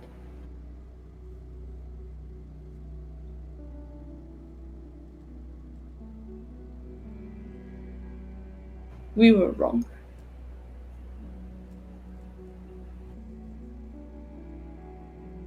Throwing 100 axes at far too many people who were too prepared and who did smarter plans than us. It was going to happen. We make jokes about the weak southerners, that the other clans are softer in their cities. Clearly not. The Skulling are here and they are home.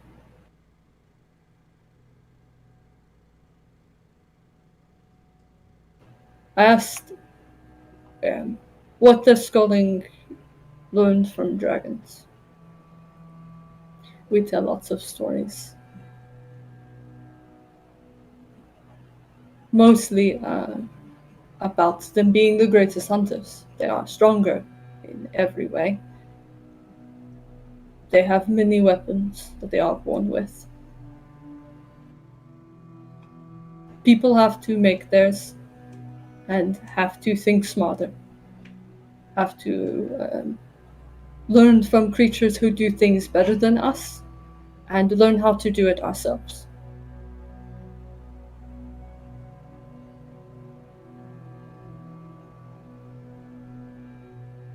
The Devourer is not just the dragon eating its tail forever because it is so hungry and so great that it cannot survive off of other things.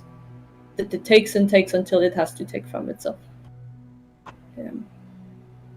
It is why I change, why that is what I was taught. It is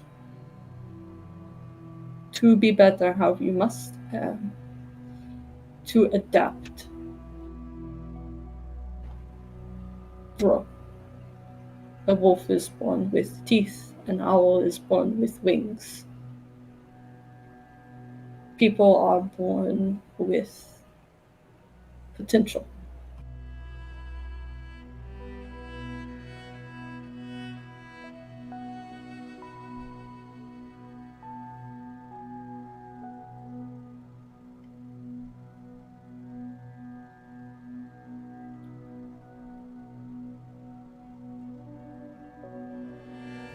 Given that knowledge, if given the chance, and you got to keep the knowledge, would you go back to your clan if they still lived?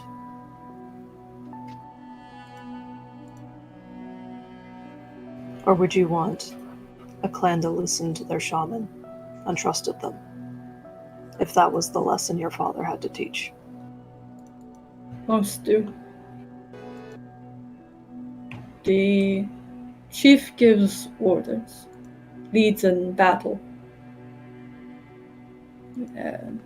helps keep everyone together, but the shaman is more something else.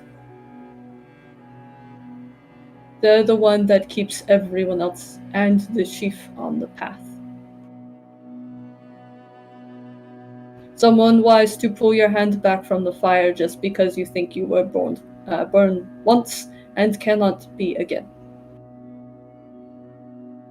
They teach you to respect the danger of the world.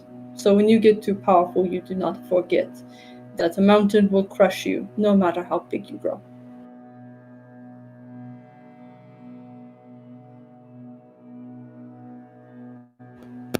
I do not know what the ones there believe. But if there is someone wise. Or enough people who would hear.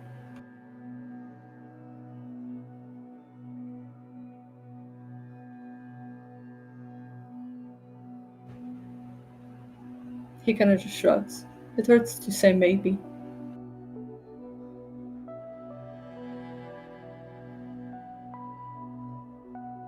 I am not the wisest.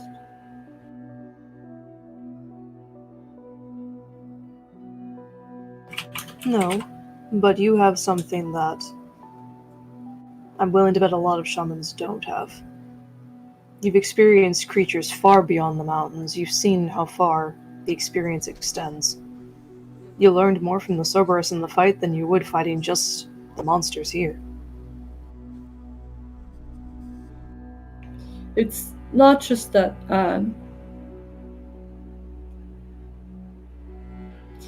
Obviously, struggles mulling it over for a moment.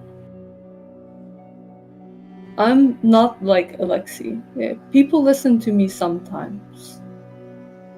But they don't stop and listen. Unless I am a giant bear.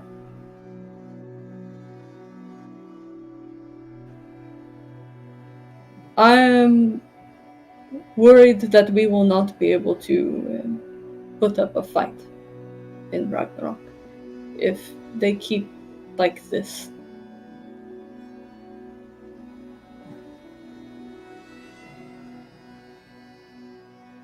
Maybe there is something that can be done or be said. Maybe if I ask and fight and thrash enough, I will get Skull's blessing and tell them all to leave. Before there is no one left to leave. That would be the biggest fail. If you all die out, then you weren't good hunters. You weren't anything.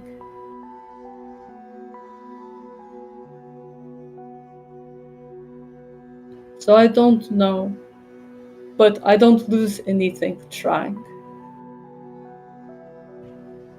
And I know, however it goes, I can trust that you all will be there.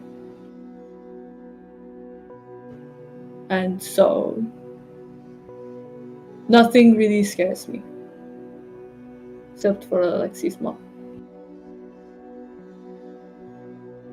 He does a half smile. It's a weak egg and a joke, but Alexei has a light smile on his face.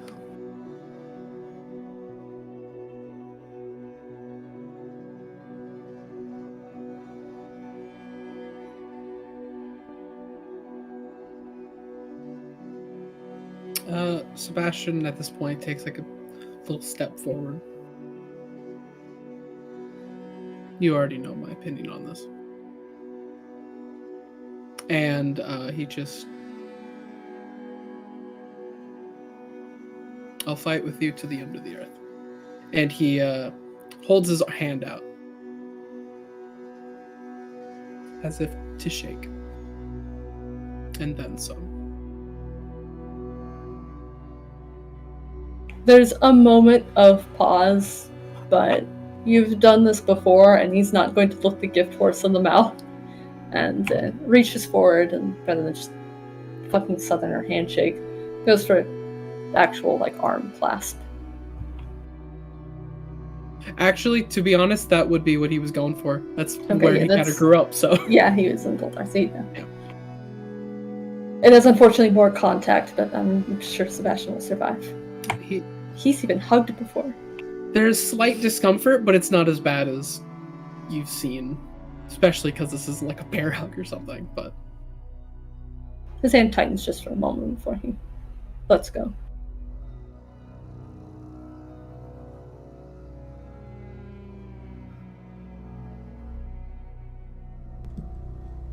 All right. And with that, why don't we take a quick 10-minute bathroom break? We're about the halfway mark at this point. A little bit beyond. God, it feels like it's been forever. I felt like digesting that scene a little bit longer before continuing on will be good. So, Fair. Stink.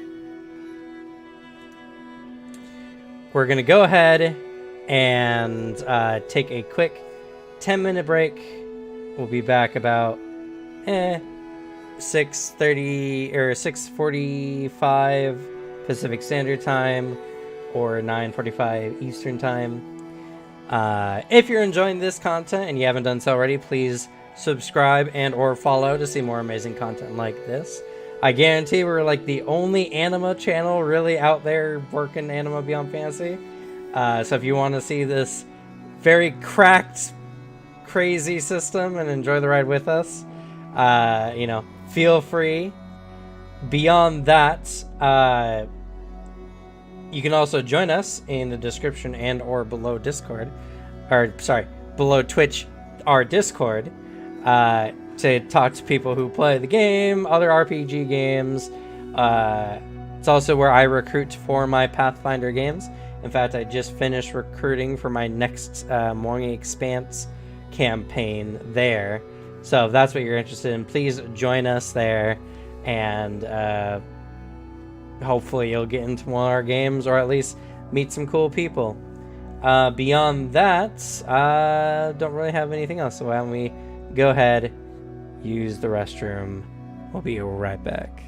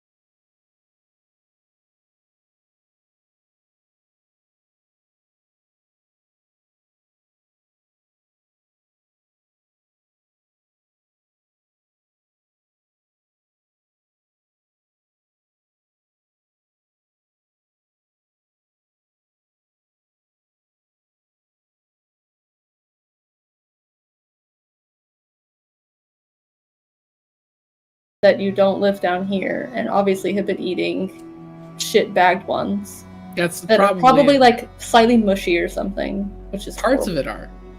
No, it's got to be super crisp and dry. Yeah, I've never had like actually made ones. If you don't have a drink with you when you eat pork rinds, you will just die. You will choke to death on the ashes of a Thanos snap and die. Sounds like I almost got you with that sip, huh? sounds like a Popeyes biscuit, honestly. Worse. I love there's a great video that someone made for a challenge on a streamer where he's like, I eat 8 Popeyes biscuits in a row without taking a drink. I don't know, I can tear through a bunch of buttermilk biscuits without any issue. But that's just me horking them down before family destroys them on a Cracker Barrel, so, you know. We're back with Food Stream. Everyone's gonna join us sorry. for our mukbang. Oh god, no, the mouth noises. How do people watch those? They're awful.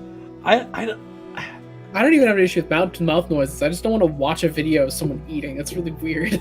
Yeah. Well, they usually eat and talk. I have yet to see a mukbang channel that has talked about anything interesting, like at all. They're all really fucking boring Fair. and also disgusting and scarfing Yeah. down food. The range is either hot people eating food because people like that, or grotesquely fat people eating a lot of food because people like that. And they make money. We live in a weird society. The world doesn't make sense. We live in a society. Anyway, we're back and we're live. We will have a Yeah. mukbang stream in character when we get dragon meat. Hoping it's as good as Arctic Chimera. Dragon jerky. Delicioso. Spicy. Spicy nacho and Cool Ranch. Anywho. Sorry. So back to what we were doing anyway. So yeah, Finwith has had a emotional, not reunion per se, an emotional event. I don't know, Mr. Filmboy. Is there any name or term for an event where a character like has an emotional resolution with past family members?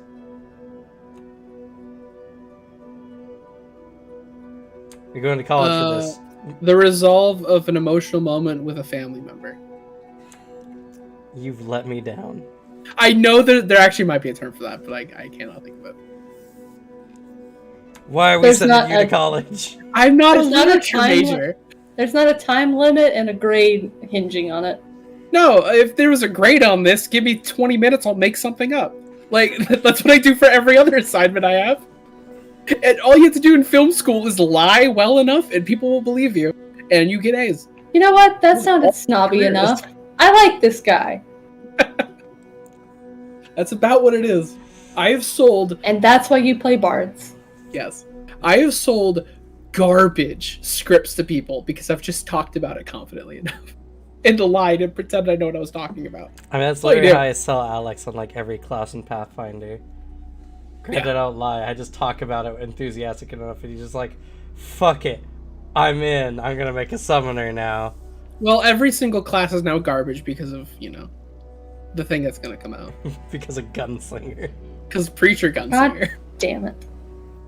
I get to play the Gunslinger. Oh, that's right. You were talking about that, Cameron. Yep.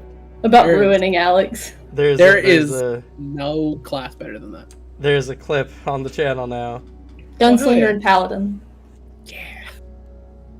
Gunslinger Paladin. No, what's worse is if he goes Magus, he can actually use a feature that lets him use a book as a shield. I can literally have a Bible over the heart. You can literally have a Bible over the heart, and it will protect you. Yeah. I'm very excited. By the way, when you raise the shield, it gives you a bonus on religion rolls. That's also a feature of the class.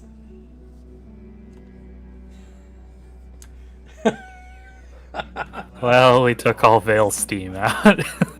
Don't expect me to be in character for the rest of the session. I'm too busy. Like I've de-evolved back into Jacques.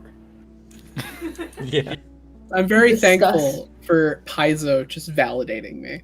Just really throwing me a bone. It's very nice of them. You asked me to talk to him for you, and I did. They heard your Paizo- birthday was coming up and jumped on that. Yeah. This is coming out, I think, a few days after. So. It comes out 13th. Oh, yeah, 2 days after. Anywho, back to Anima, the game we're supposed to be playing today. Yeah. Save this for Thursday. It's okay. Veil looked like they were ready to cry in the last scene. You know how I RP. I know. And Finwit's eyes were definitely a little misty when he first got to it.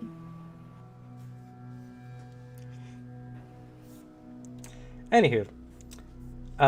So yes, you've learned some knowledge of the past. And whether it's helpful for dealing with the dragons or just helpful for dealing with the sculling. It's up for you to decide.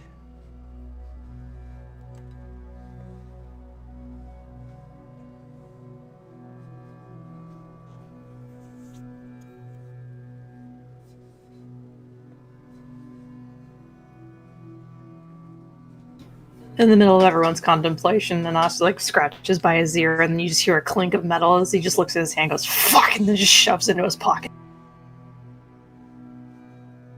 because he still had the earring on him, and he forgot to hand it to Alexi before he went into the meeting. Oh. Oh, That is true. That was supposed to happen. I would have been nice. I could have fed you just tactics. I could just play the bit where, oh yeah, Alexi's coming up with all this. It's just Sebastian in the back, feeding him lines. There's one person who has glasses like Alexis who's just looking at the magic earpiece I mean, the question is, would Alexi even accept that?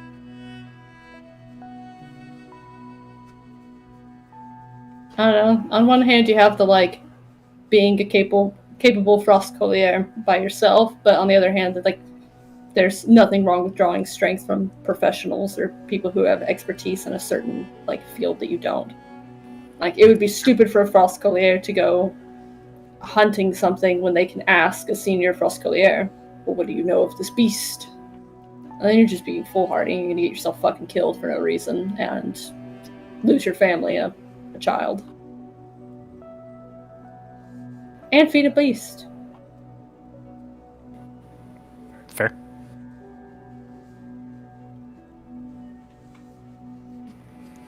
I don't know. That's a tough one. But 'Cause it the would earring also was not be- handed off, so. That is true. And Alexi had already promised that it would be a meeting behind closed doors anyway. So Look, the doors were closed.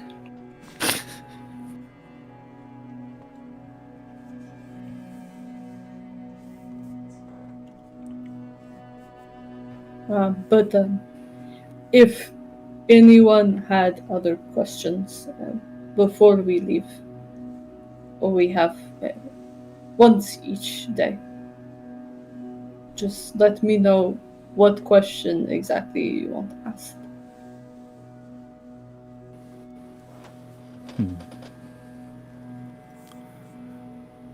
no questions for right now. I just have something to say on the matter that you asked. He says with a bit of a smile. Now, I thought I had addressed this with you already, but clearly I was not clear enough. He kind of punches his knee. That is bad on my part, and I should have been something that I came across. Then with, and he looks at you very expectantly. He like glances at the other two first and then back to you. You have never been hard to travel with, and I don't want you to ever believe that for a second. When I eyes first landed on you, I thought you were one of the Frostcalier. It turned out that you weren't who I thought you were. But The glasses helped a lot. they haven't. And I've even begun to forget that they are there. But You got like little marks now. maybe these aren't made for sleeping. Oh well. But you have never been hard to travel with. I have been traveling with you and fighting alongside you for a great while now. And all I could see is a strong warrior who has never felt the need to pillage anybody. Done any of those things that you may have done in the past, that is no matter to me. You've shown great strides. Kind of places a hand on Fin's shoulder. And I want you to know you are like family. His face like kind of crumples a little bit. Just claps a hand over the wrist and just kind of, after a moment, just rests his hand on his head on his wrist. Thanks, Alexi. Of course. And he places an arm around you and brings you into a big old hug. Just full on, like, bear hug. Now, none of this nonsense about you being hard to travel with, eh? I said at any point for a reason. I didn't think you like secretly hated me or anything. I know that like, you know, the sculling stuff comes up sometimes and people don't want to talk about I don't want to talk about it a lot, and you're getting like the full 11 strength like hug. A lesser man's spine would be broken here. Oh yeah, no. Sebastian would never recover from what is being done to you. There are bright sides to having a 10 constitution. You can get those really, really big bear hugs. It would make anybody with heat vulnerability just look at the two of them and just immediately start. I think I'm gonna pass out. Good thing about Retcon. Strong ribs. Good thing about good strength. Strong hugs. I know. But I don't want any chance that you think that you are not loved and welcomed in this group. He doesn't?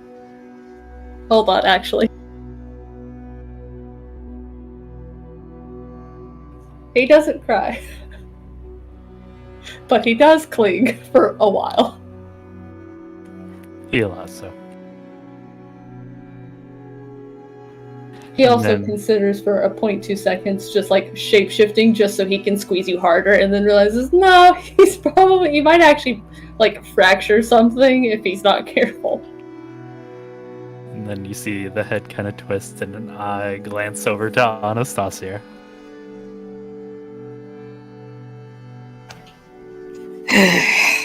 Just hangs his head for a second. I have never disliked you despite what my moody personality, as you all call it, is. Your methods for introducing me to the group were rough, but that never caused me to dislike you in any way. And I would consider you among some of the best fighters I have ever come across. And I would consider you family as well. And I will fight my own family on that matter. We fought your own family on that matter. He like pulls his head out of Alexi's shoulder, like points at you about it. Like, I should be one of the best fighters. I've fought your whole family for it. I tossed Lauren like at least 20 feet. I mean, he did that shadow thing, so he cheated, but he would have definitely hit that wall and maybe crushed some of your mother's flowers. To be fair, that's probably why he did it. He didn't want to upset Mother. Trey, I did do that to them. Let's give Trey a break. The boy struggles with a sword. It's okay. Now we know why. I can't do much about his magic though. He does the other kind. He just needs to get his confidence up. Mina put up a good fight. Yes, she does. She does well. But I'd say that's enough.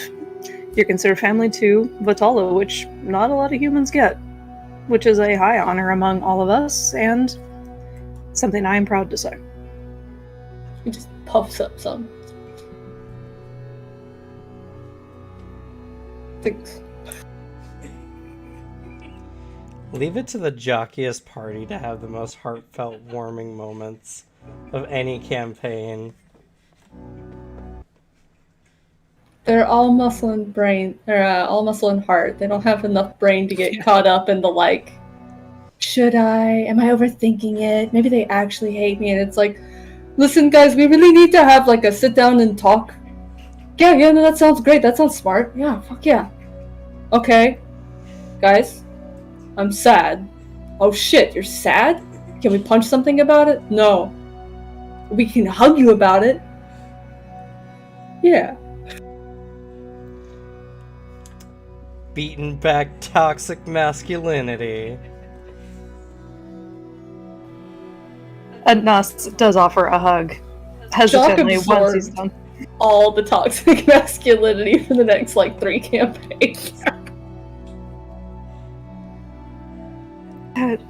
Once Finwith is done hugging Alexei, Anas cautiously offers a hug as well. He knows how strong you are. When he was talking to you, he did let go, though, one hand did stay, hooked into, some of, Alexei's, the back pieces of, armor or whatever.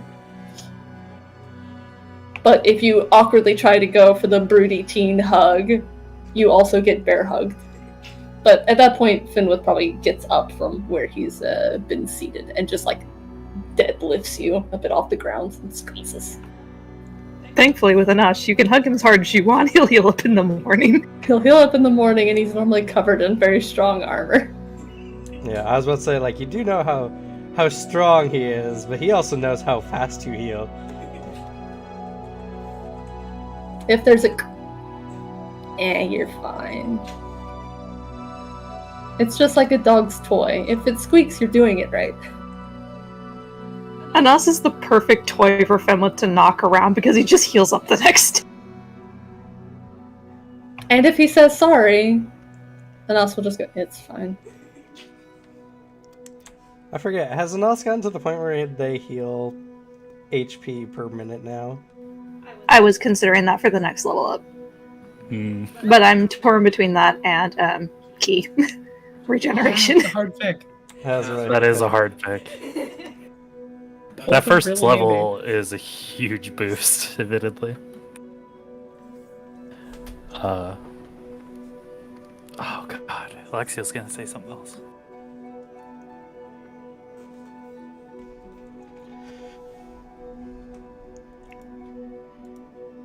Ah, yes, I remember now. And just remember, if you do end up challenging the chief, I'm right there behind you. I'll make sure nobody dishonors battle. He twists his head to look the other side from Anas's breastplate or whatever. No, he's in normal clothes for once. Okay. Then you're much easier to crush right now. But yeah, no, he twists around to look and sets Anas back down, but still has a hand on your shoulder. You're not moving away yet. But he just grins and he's like, I told you, I'm not scared of anything there. I know you all will be there. After all, we have to go fight the Kringum after all this. So this all has to be done first. And then I guess we have to be ready for the end of the world. I don't know how we're going to fight that, but I'm not going to sit around for it. Agreed. Same.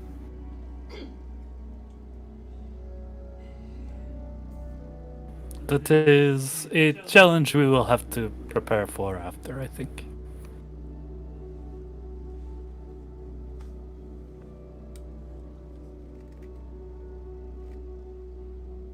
Actually, a good question, since we're considering talking. Does the Scullion have anything against anyone that wears the scales of a dragon? I only ask because the armor I have is dragon scales. No. Why would using something good be bad? I wasn't sure it is dragon related, and I didn't know if the views were different on that. The Devourer is a god, but it's not something you can really insult. It is, I don't know, it's not like how Southerners treat things. And it is not the same as the other Aether. It is one of 3 siblings that are hated by even the gods. So, using a piece of them or wearing something of them, you cannot insult them greater than being sealed away in the first place. Plus, not all dragons are schooled. You would know.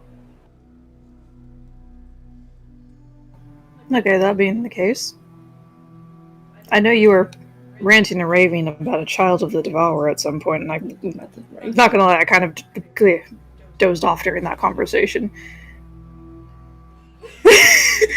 I apologize on that front, but I'm asking now. If you had that appearance, would that gain you better respect or more time to talk? If you had that. What, if I showed up looking like a dragon? Part dragon? I don't know.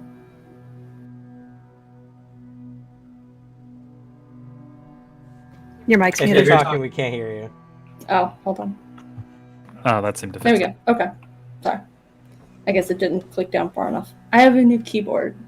It's gay. It has rainbow lights.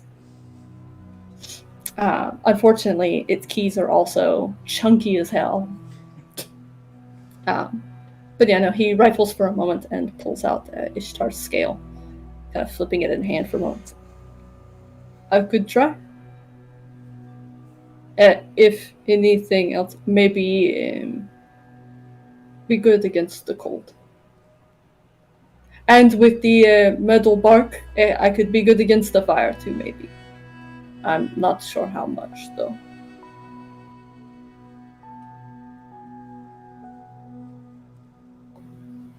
Huh. Looks at the scale. That's a new one. I don't remember you getting that one. Oh, Ishtar gave it to me before we left Rosencrantz. He just nods. Alright, sounds like we have a plan. And hope that your frost collier do not just run in.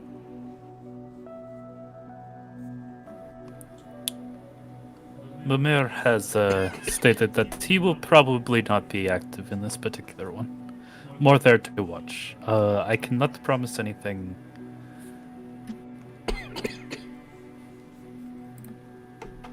Ursula?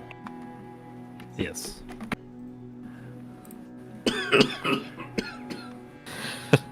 I almost said a completely different name. I'm like, that's not right at all. Janice. Craig. Just kidding. But I am not sure about Ursula.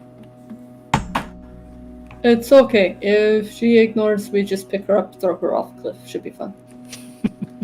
Or not be fun. I'll pick a smaller cliff if she's like, okay, but still bad, but not like really bad. We'll see as we travel. This reminds me. When would be a good day to go? Do we have any preparation that we need to be done? Probably just more food to take with us. And maybe some extra cold weather clothes. Just to fill out a bit more. And in case we run into ice-spitting dragons. I would prefer a day or two to sleep off the rest of this cold. Even 2 days then? I feel like I'm dying. You have like a tiny baby cold. It'd be fine. Have you ever been sick before? No.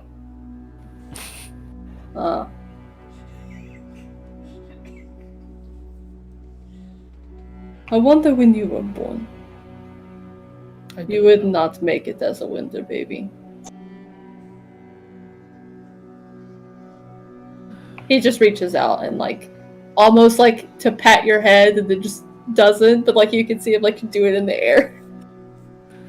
It is alright. We will eventually get you over to where you're so strong you won't have to worry about cold again. Just makes eye contact with you. Close. But the more times you get the same sick, the less it hurts you. You just become resistant to it. He nods. Roughly. But for most people. Some people not. That is part But of... you're very tough. He just like nods at Alexei, like, but you're very, very strong. Surprising. For your size, you're very strong, so you should be fine.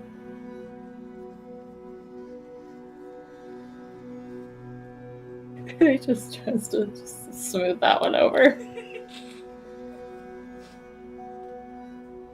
Don't try to get sick, though. He closes his mouth. He just starts licking, like, everything. Did you sanitize? No? Good. Sneaks on me.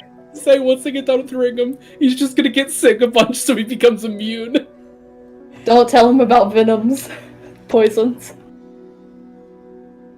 Just starts microdosing himself on like 1,000 things so he can grow resilient to all of them. Oh no. He would do that. No, there's advantages you can take instead. How do you think he got the advantages? Terrible. Please don't earn immunity to disease by licking It's so the much shit worst that Cameron's just possible. like, fuck, man. None of us here condone the acts of poisoning or getting sick a bunch to become immune. It does not work. The body is not an infinitely improving defense system. And if you want proof, why do you think no one in the medieval ages lived past 45? I mean, there was that one king, I forget his name, who did make himself immune to some specific poisons. He so was couldn't get batshit crazy. He was crazy. He was batshit crazy. And he did actually resist some assassination attempts and then tried to take his own life with a poison and found he couldn't. So, you know. Like when he was about to get murdered by some invading force, he tried to drink some poison and it didn't work. So... Yep, I think his organs are like spread across. Welcome to the Babel Gamer. But yeah, so yeah, none of us condone getting sick or sampling poisons to get an immunity. It is not something that works for everyone, and there's a high chance you might die in the process. Please, do what everyone does to avoid dying to poison. Don't get poisoned. Don't eat Tide Pods. Don't get a take jacked ivermectin. perception. Jacked passive perception. Read your warning labels, kids. And if it's glowing green, don't do it. It's not going to give you superpowers. Maybe I'll try That's that at a least whole once. nother bucket of worms. What, phosphorus? That one's pretty bad too, yeah. Yeah. It's glowing green and will definitely kill you. You want some Fossy Jaw? But Anyway. yes, don't look up Fossy Jaw. Continue. And as we say that, I watch the numbers dwindle on the Twitch page. Guys, I can't delete this. We're live. Come on now, it happened over the break. It's fine. But yes, so 2 days then to restock, grab anything else we think we need for the travel. Your Frost Collier, I'm sure that you're trained on what you should be taking into the fucking peak of the world. Let Sebastian sleep off his last 2 days of icky. And if anybody has a question, you have 2. True. They have to be like, ooh, horror related though, because I can't ask somebody who's living, like, where are the sculling right now?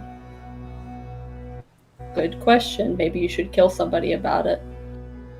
I don't know what the timer is on this, what the requirements are for you to be a spiritual guide for the fucking walking stick. I mean, technically, they don't have to be human. Nope, they don't have to be human. We know that. Well, actually, none of us know that for sure. That's I true. forgot. You didn't describe Technically, actually what you were talking to, so. Yeah, I can't say any. It wouldn't describe itself. Yes, I'm a horrible mass of arms and eyes and maybe some mouths. I have been tormented relentlessly by the angel of madness. Help. Yeah, that's so some we didn't real have that conversation. Cthulhu shit right there. Like, Yeah. he just keeps talking to us about all this gospel and such, and then, like, no one knows, but in the dreamscape he's speaking to some eldritch horror. Yep. And luckily for him, he doesn't remember, so he doesn't have to deal with, like, seeing beyond the veil for a moment, and then being snapped away from that knowledge and no longer being able to comprehend what you just did comprehend, and thus the Lovecraftian madness. Remember, But yes, kids, knowledge yeah. is power, and especially when Cthulhu is involved. Well, I guess I'll do some research, figure out where the last sculling raid was, see if we can track them from there. That's probably going to be our best bet. Because I'm not going to go and try looking for a pillar of smoke in this mountain for one campfire. This is only real big city for selling. Maybe there are traders who have traveled. Oh, merchants get around, someone's got to have some gossip on the last one. And they're frequent enough that they were mentioned. We will probably need to get you all some winter shoes as well. Or snowshoes, rather. Unnecessary. I don't need them. I know. It's okay. Your Frost Collier will just have to get really used to it really quick. Because he's going to start the floating thing. Alexi really tried to pretend this group is normal. Come on, guys, let's use the climbing gear. Fly, teleport. Yeah, like, how long do we want to go out of town before I, gestures it back? If we are possibly going to fight with these people, I'm not going to hide what I can do. Maybe at the very least, looks at Sebastian. A waterproof winter blanket for you. That would make sense. Also, a good winter tent. I don't think any of us have slept in a tent in a long time. I still have my tent. Yeah, You're not going to share. True. True. Do we want another to layer up for retaining heat? Because I don't know how cold the nights are going to get. You wouldn't. I'm fine. I'm worried for the rest of you. No, we can just get some more furs if we want before we go. We should probably get him some gloves too. Points at Sebastian. They're just so thin. How do they keep heat? I'm just imagining like the child dressed in like 13 layers of coats and He's just gloves the like now. The Christmas story? Yeah. like so bundled up he Only can't move. he just- floats like pseudo T pose. No, I said no more exorcist crap. Oh my god, it's Hell Knight version 2. Oh, Sebastian does not have gloves, so yeah, actually, that would be a good idea. We'll get you some gloves and a nice scarf. That way you will not freeze and get sick. I'd prefer not to. The warmest parts on you have to cover, because that's where all of your heat leaves. You get sick when they are not covered. Does your jacket come with the hood?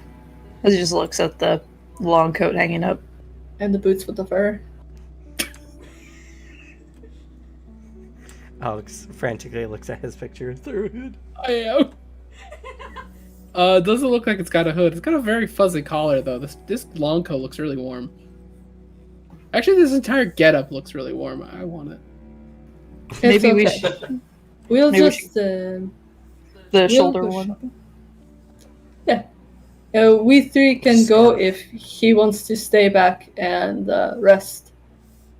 Lexi can get the things we need to travel. I can get stuff for Sebastian, and you can talk to people. There is one thing that kind of conflicts with finding you something warm. Looks at your size. It's fine. They will have things for like teenagers and children.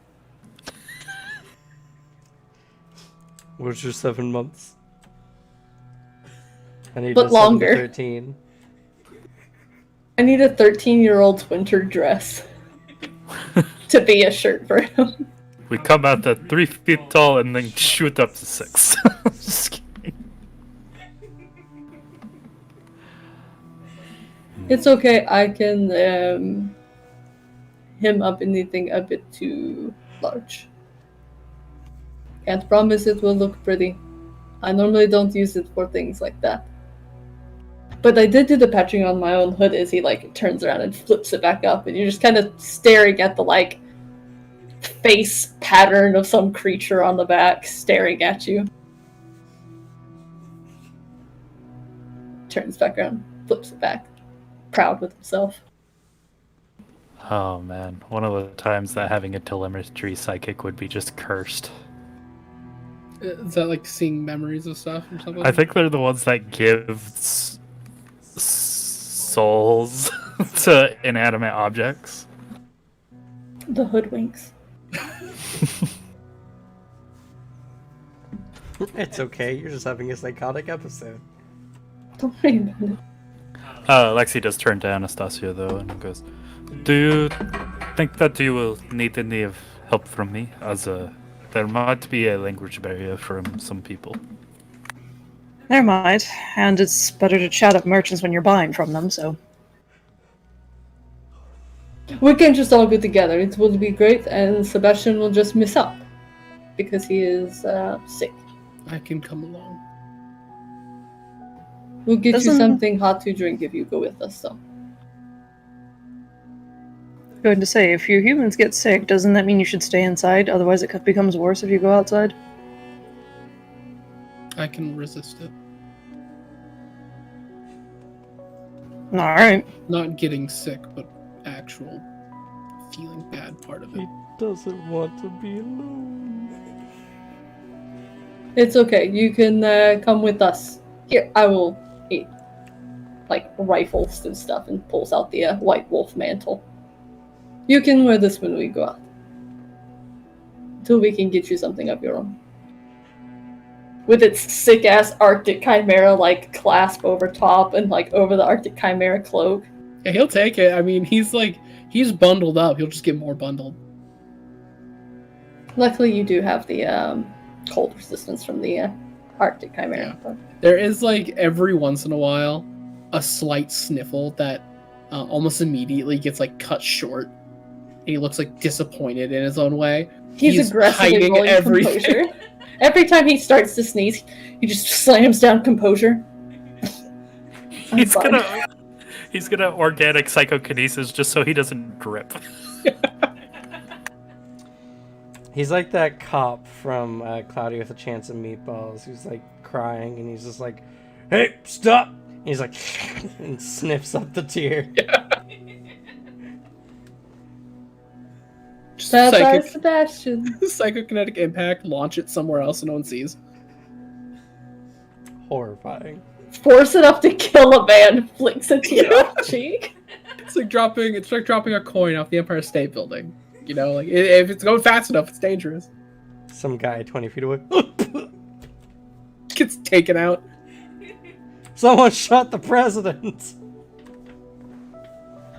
With what though? Amazing that Ice bullets. It has to be ice bullets. the Frost Collier assassinated the president. So dumb. Shit. Anyway. We do our shopping. Shopping. Man, shopping episodes are so much nicer in Anima. Because you guys are like, there's nothing I want to buy, and we're done. Yep. We just try to get Sebastian warm. And something warm to drink as well. I don't know why I had the mental image of Magnus when he wore the outfit to get onto the ship. And I just imagined that Sebastian floating over the ground. Yeah, the really big, like, puffy coat he found. The Yeah. little blue coat with the big hat. He also, Right, the pimp outfit. I totally Yeah. forgot about that. yeah, yet another character that wore something ridiculous and just didn't react to it. He just looked pissed off the entire time. When we could see him, all we saw was the hat, the clothing, and the beard. That was it. We couldn't see his face. Though at least Sebastian will request tea in the way that he likes it, the right way to drink tea. No. Actually, do they have... Animal. I don't know, we're far enough north. Wouldn't they just do loose teas, or are we actually importing tea bags all the way up here? They might. It's a pretty well-off city. I mean, it's the We capital. also just have like tea blocks, little bricks. bullion cubes. Chicken There's noodle gonna- soup tea. There's gonna be a Just do something moment like that. where your younger sibling is gonna interact with nobility and correct them on their tea because he thinks that will show that he is he deserves respect, and get laughed the fuck out of the building. Or, depending on his skills, he convinces them and starts a whole new trend of nobility drinking tea. The Actually, He just Yeah. looks at them with their like already steeped tea, and he just puts it into the hot water and immediately starts sipping. But right before he does, he goes, "Sup," and then starts sipping. And they're like, "Oh shit, we've been doing it wrong this whole time! Holy fuck, this guy Oh my just read god, us." we didn't realize the potential of an evolving drink. I mean, I've already been heavily thinking about, like, what would someone raised by Sebastian, like, do and believe and say? And there's some fun bits there. That's definitely one of them. You have to keep in mind though, he was raised by fucking normal people, And then and then encountered Sebastian, old yeah. enough to understand. So I think my big brother is kind of, hang on here with me here, a fucking freak of nature. I mean, But he's really cool, so it's okay. I plan to make a mixture of Sebastian Jr.'s dad and Sebastian. That's the plan, and it's already kind of interesting. I probably will play a character that's at least somewhat trained in persuasion. I'm not playing the face, though. I refuse. You have to Yeah, give him yeah, some sure, of his mom's sense, though. No, see what you guys do is he's like, I'm gonna have some persuasion, but not a lot, so I'm not gonna be the No. face. And then everyone just tanks persuasion and power. You do that, we're not talking to anybody. We're fine. The game just never starts. I mean, like, because, yeah, you could have a face, but do you want someone raised by Sebastian to be your face? Well, I wasn't raised only by Sebastian. You're just being petty. But yeah, so whatever Alright. cost it is for winter stuff and some extra rations. Okay. Do we need any persuasion rolls to get anything out of the merchants while we're just chatting things up as we're purchasing? Yes, a persuasion roll will do. Okay, now who has the higher persuasion, Alexi or Anas?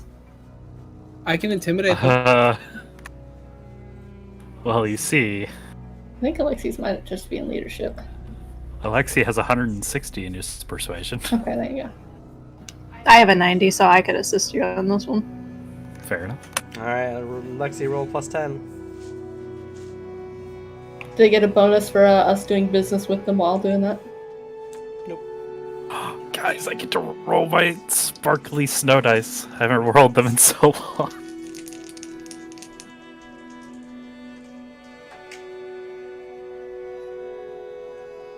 Not a bad start. Let's see. Alright, and I have a plus 10. So that's going to be 248. And this is why you don't have any extra bonuses, because my god, do your normal citizens not be able to withstand to that kind of persuasion roll. He just he smiles at them and the gleam blinds them. And it's like, oh my god! Alright. So...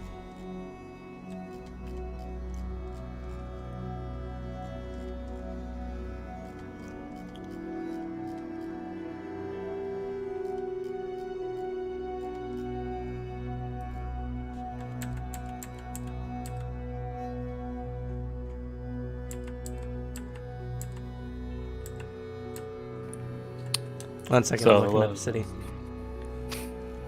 So Alexi is approaching with his just charm-winning smile, along with Anastasia's more tactical. We got to keep on the subject. They work in combination to find the information.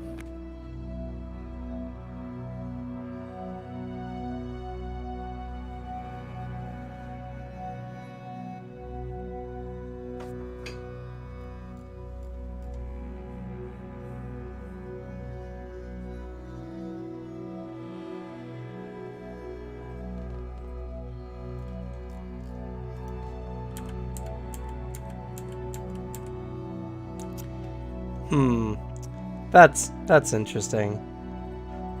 So just reading on one of the sections, I think it's just someone who designed the map was not really paying attention to what the people were writing about it, because there's a trail leading from Hedelstein to Elforthul. When you read Elforthul's description, it's a hidden valley that no one knows about, and the people secretly jealously hide their secret. And it's just like, if there's a secret, there's no trails that lead in or out of this valley. Why is there one leading to the main fucking city of the entire region? No, that's how they get you. It's to lull you into a false sense of security, because you're like, the secret people? Yeah, follow the trail, of course. No, there's something more complex to it. They're hidden in plain sight. That was the intent. They're gonna be hidden in plain sight, or it's actually just the fair folk trying to trap you. Yeah, I don't know. Interesting. And also, supposedly, it mentions in Hedelstein's, description that they have, a trade route to Molenheim. And, It's just hidden. there's no road. But, yeah. Anyway. As you're talking and you're asking about, where the raids have been happening,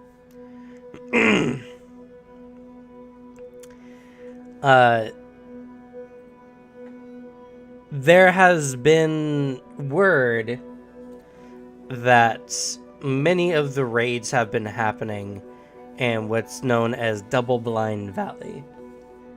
It's a particularly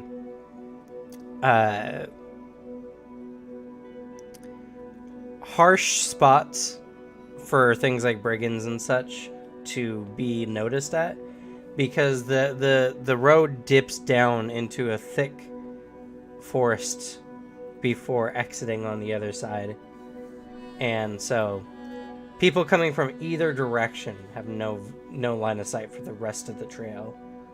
So even if someone was being mugged on the other side of this trail, you wouldn't be able to see it due to how the valley dips in. It's been rumored that most of the attacks have been there. And there has only been one instance of a young fellow who survived an attack. Supposedly the sculling took him for dead after taking an axe to the right clavicle. And it was only through sheer determination and pure luck that he was able to survive and make his way back to Mullenheim to give his story. But as of right now, there has been evidence of like raids attacking caravans, but there have been no survivors besides the one instance.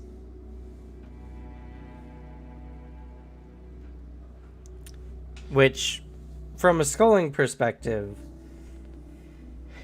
well, sculling always like killed anyone who got in their way, and sometimes just kill people just for the hell of it. Leaving survivors wasn't unheard of. It was never a practice to like eliminate all witnesses. This seems overly planned for sculling attacks. I don't like that. Sounds like Southern shit. Gross. But it's going to be all the way near Mullenheim, and kind of where the L section is. I'm clicking the PDF.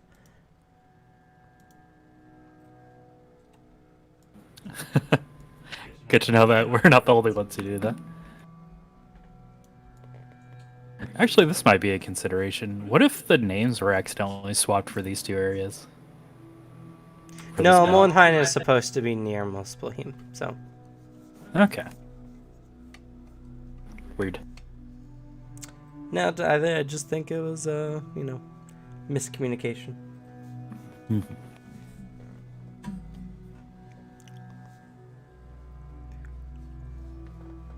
All right. Y'all ready for a hike? But the distance you all have to go will be about 3 months of travel. Oof. On the road again. Long travel. It's been a while. And it's like, oh shit. Right. It takes time to travel to places. It's only made slightly easier because 3 of us can negate snow travel. I mean, we can't go through dragon territory, but nothing says that we can't go this way.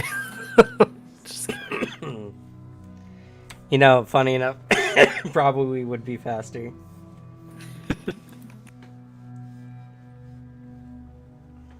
All right. I don't think Olin will allow us to bring any more passengers onto the ship. We've already maxed out the amount of people we can bring aboard.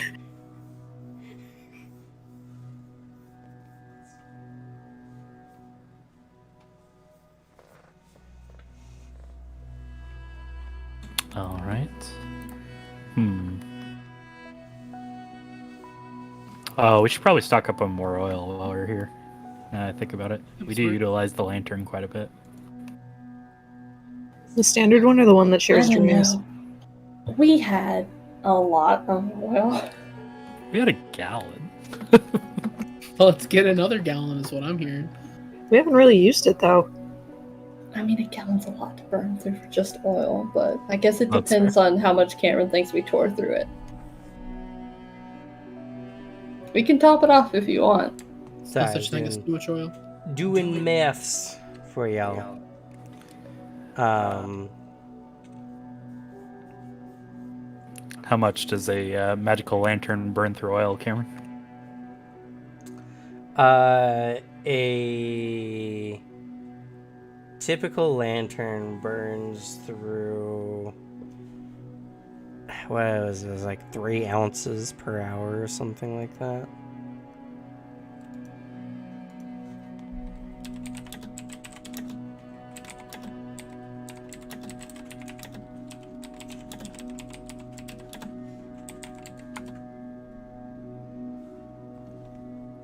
Oh, I'm sorry. Half an ounce per hour.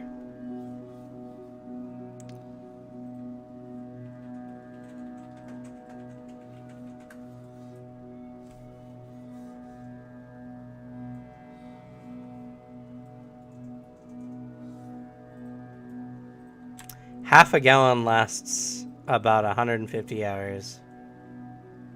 So you have 300 hours per gallon of oil. Which is well over 10 days if you're burning it 24/7. True.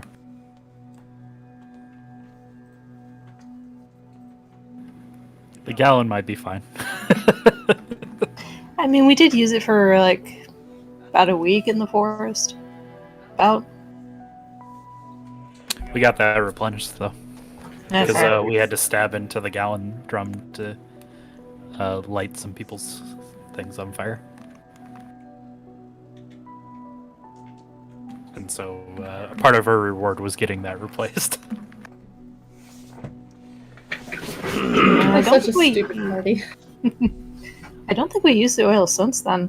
I don't think, because we didn't even use it when we slept outside the facility. Nope. So we're probably fine then. Yeah. Okay. Just warm clothes for Sebastian.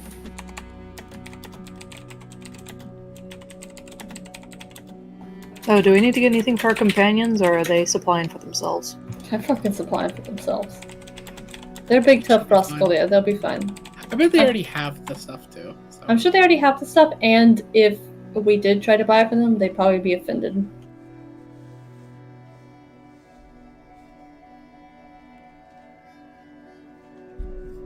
How much do you think it would cost us to get all stocked up, Kim?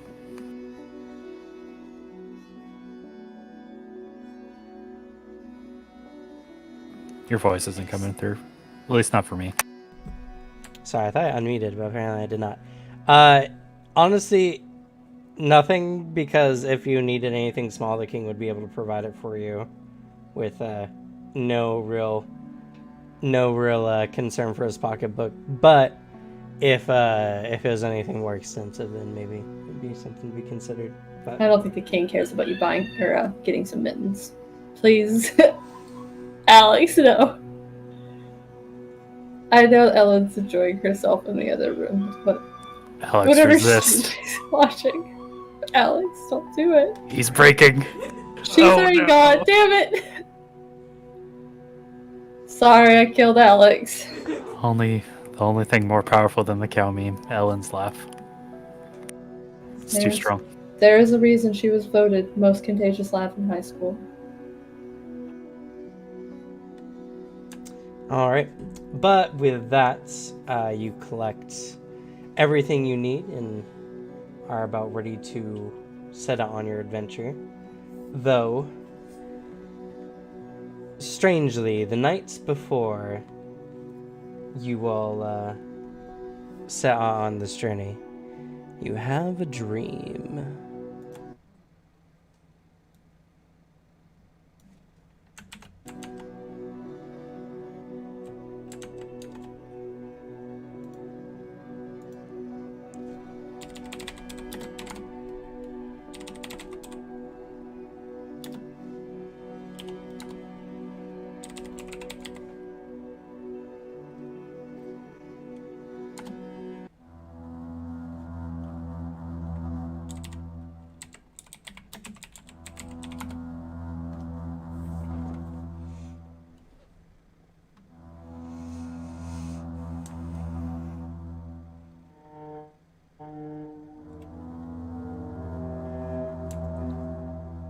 Before you all is a large black lake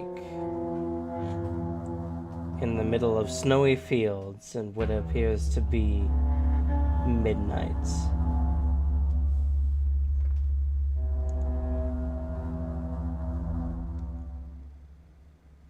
Looking into its lightly rippling water, you see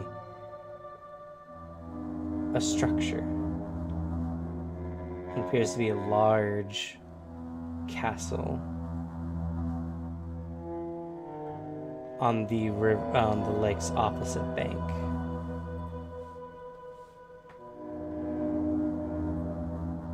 As you cast your eyes up to check, you see no castle, but instead figures standing on the opposite bank. Pale, white, and numbering in the tens of thousands.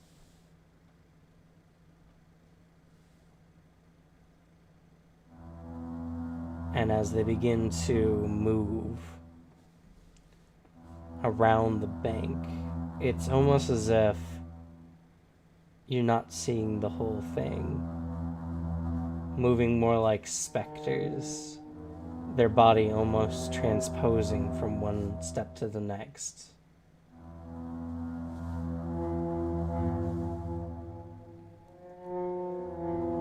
As they begin moving around the lake, and as they continue to do so, the army seems to be ever expanding into the dark horizon.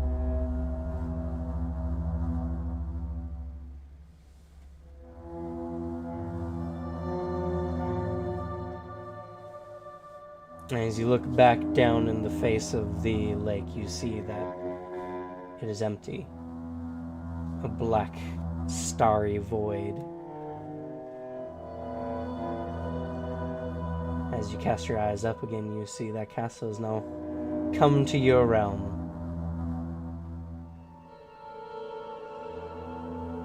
And you think you can make out what appears to be a lone figure wearing a dark cloak out on its front balcony.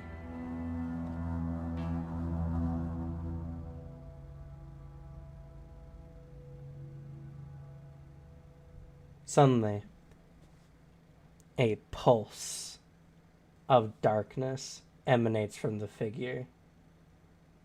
And as this energy kind of flows out, coming at you at faster and faster speeds, almost like a sonic boom, you're wrapped by this cold energy. Like someone put icy saran wrap and just plastered it against you.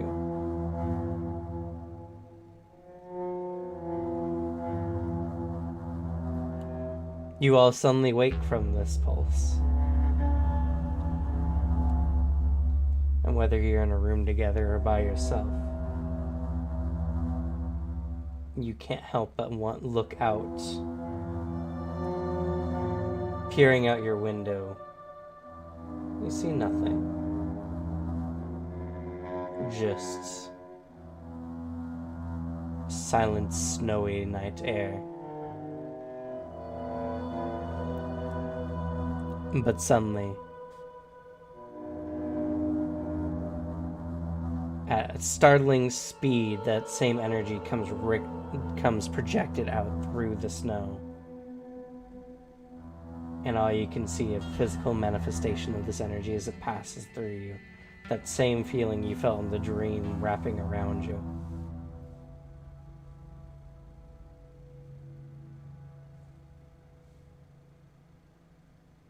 After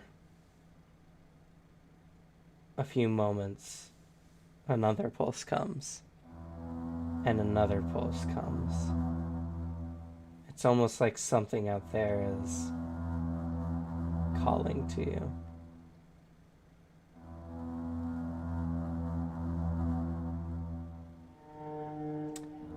And that's where we're going to leave it for this episode.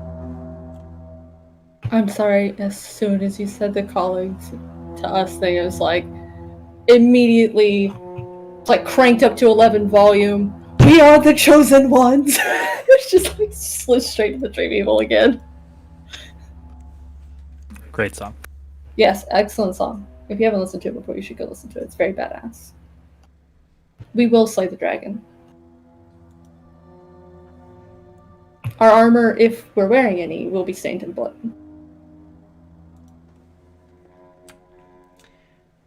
But with that, I'm gonna go ahead and end for the session today. Let's go ahead and do some quick XP. Not a very, not a lot of stuff happened this session. Though the roleplay this session was honestly pretty good. Everyone did really well for their characters, so I'm gonna go ahead and give everyone 15 experience points for that. You hear that, Mom? I'm pretty good. 3 experience points for being here, 1 for Anastasia. Because you're a freak of nature. Love you. No good ideas or plans. No difficult actions. No combat.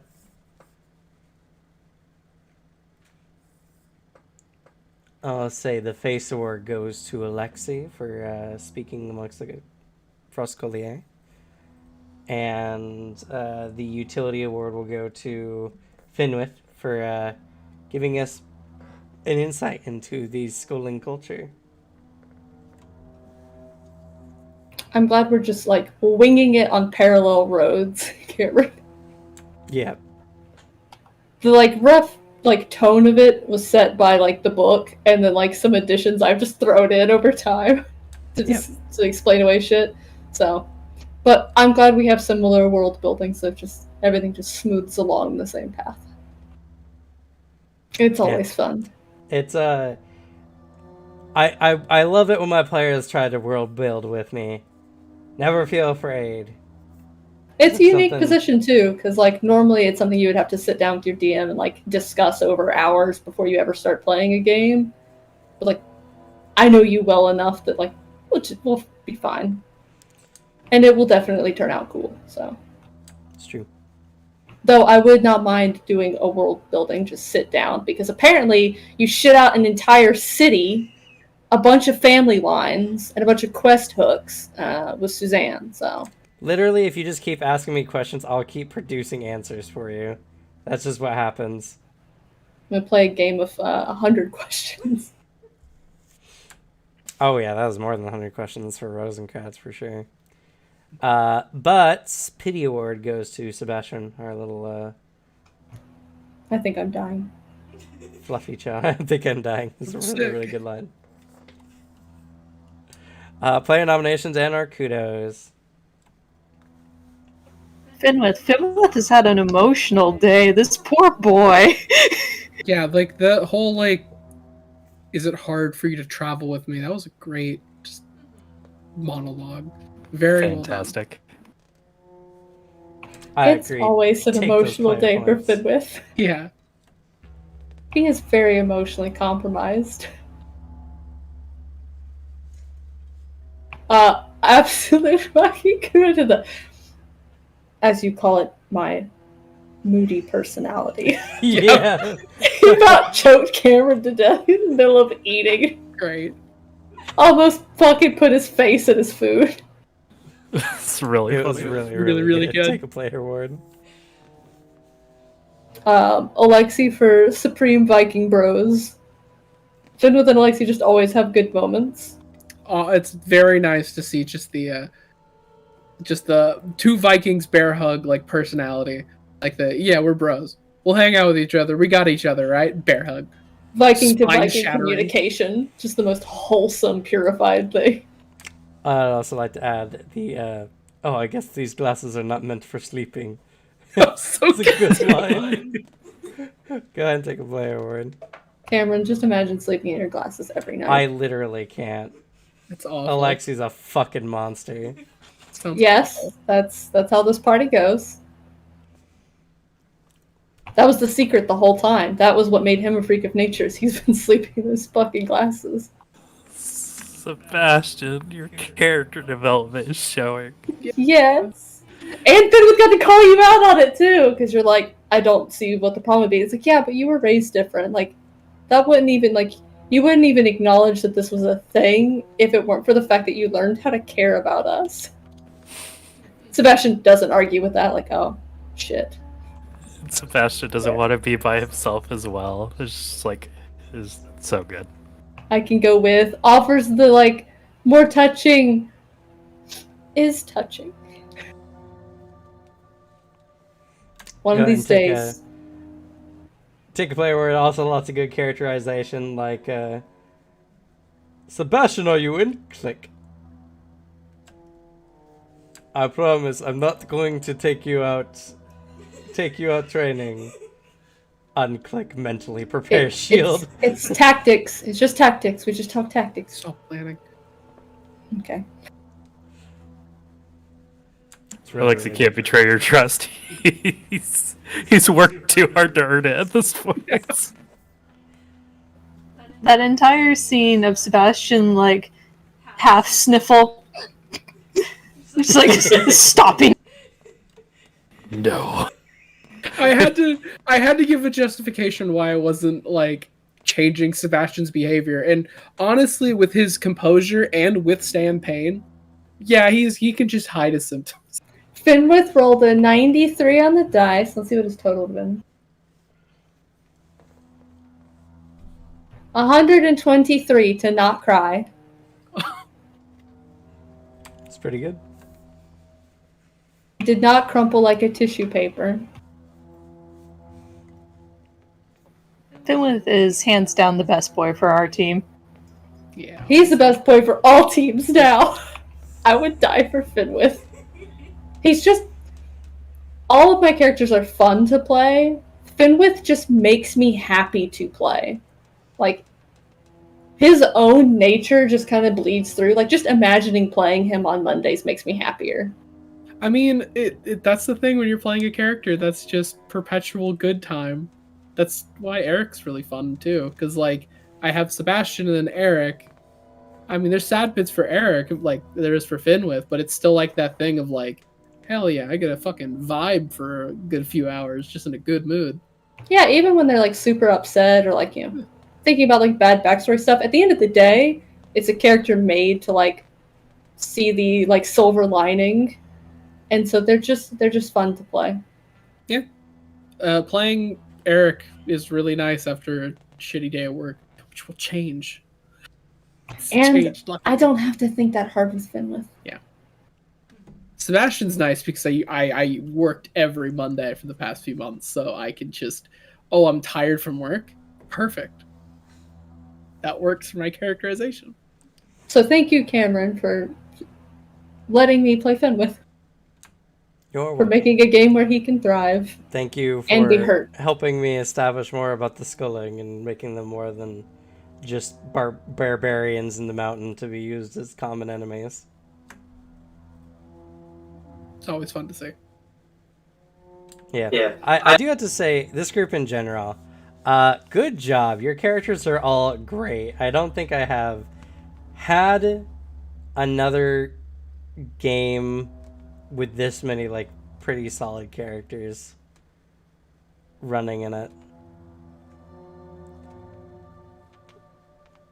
And they just get along. Yeah. Even when they're picking on each other. It's also the first group I've ever had that felt like a big family. Like, yeah, honestly. Like this. Like, everyone's just like, oh, we're brothers and everything. Like, the Astro game was close, but like, I think with Garvey, it just wasn't complete. And then with Hiram, it was just like him trying to get to know everyone because of how late he came in. I think they all just got hurt too much to ever feel like a whole family. They just felt like a broken one. Meanwhile, this one is like, yeah, for all the ups and downs, at the end of the day, Finwith is gonna like do a big dumb stupid smile at one of them, and then Anas is gonna roll his eyes and then say something heartwarming anyway, even though it's gonna be in that deflective, yeah, I shop at Spencer's and Hot Topic tone.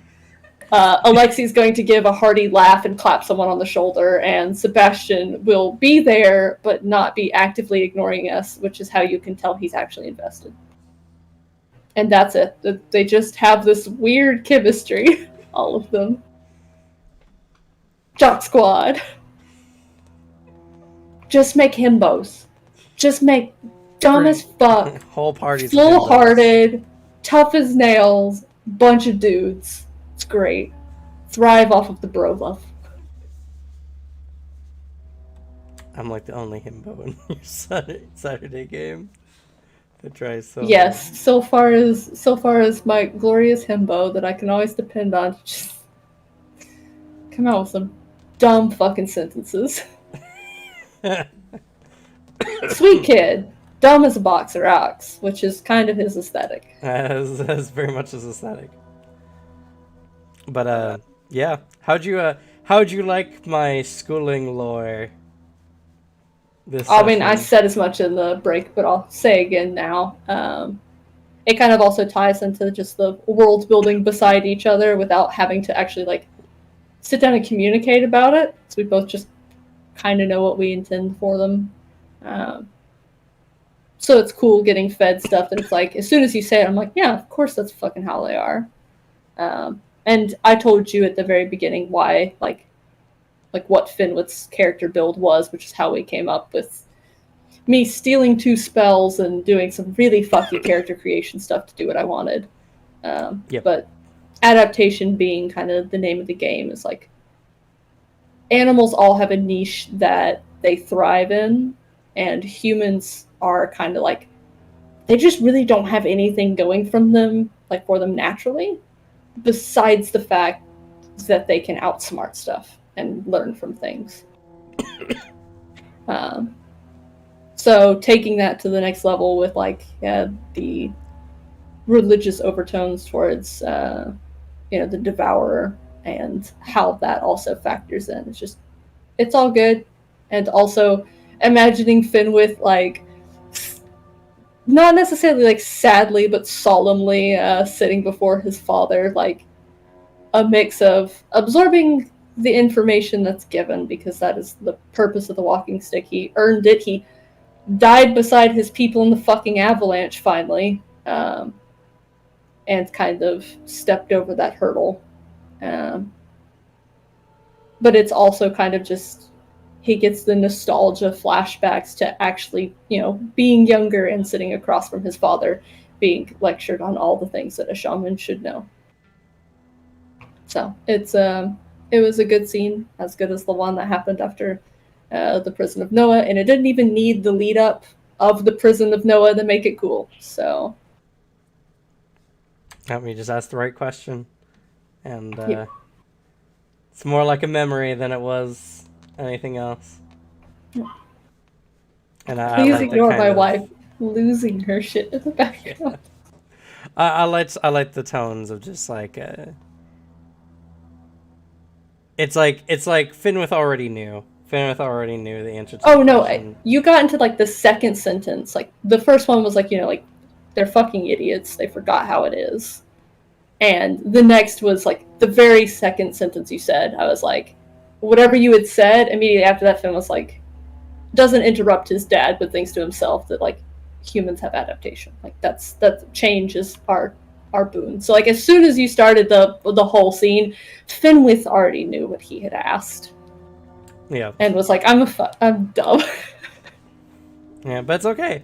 Sometimes you need that moment of just like that perspective getting thrown back, and you've been focusing so much on what the sculling was to remember what they were before, or at least what your father said they were before.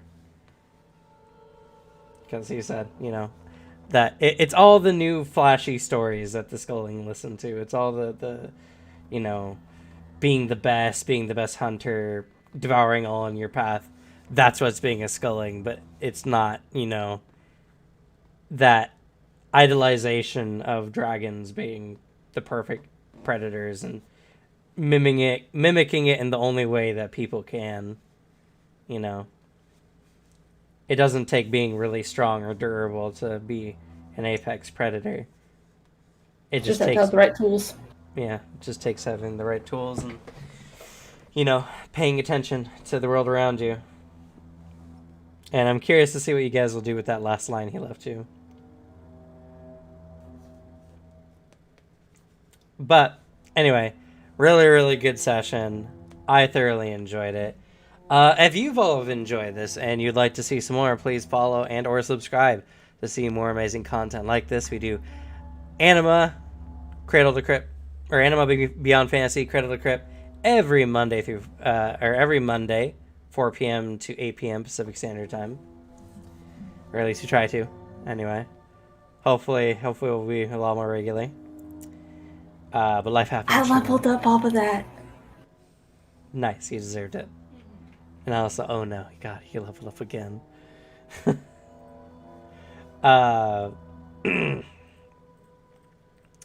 Come join us this Thursday for Table Talk, which is going to be at 6 p.m. Pacific Standard Time, where we're going to talk about magic items.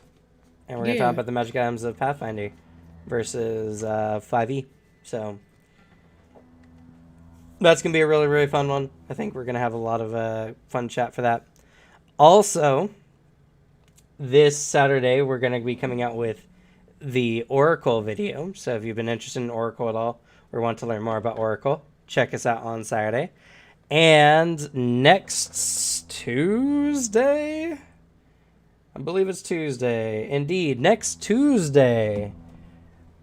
Keep your eyes out for a special video. We're doing our 1-year anniversary video next Tuesday for Bad Luck Gamer, where I'm going to have a video of all the fun clips over the last year of everything we've done and how far we've come so far. And I'm very happy and proud of what we've done here. And I just want to thank everyone here who's been, helping me out since the beginning. And, ever forward and onward to new ventures. Our channel on YouTube's taken off. Our Twitch has gotten 2 new followers, I think, this stream. And our videos have been doing good. Also, please, do not watch the Town of Salem video. It needs to lose its first place. Do it. Get it to No, 1,000. don't do it. No, guys, we can do it. No. If we work The guy together. in charge wants you to not do it, which means you have to spite him. That's how it works. Can't For let fun it- and profit. I Can't need let to it be have that suppressed. video. I need to have that video surpassed. It's held the throne for 6 years. But think of the content where we can agonize him about being a No, Town of please Salem don't. streamer because of one video. Yep. Please, no. Just let that video die. And then It's for not your a good video. And then for your 2-year anniversary, you can play Town of Salem. We're setting you up. Don't do it. Anyway. Thank you to my players so much for being here and role-playing with me today. And we're going to go ahead and say goodnight. So say goodnight, everyone. Natty night. Good night. Good night.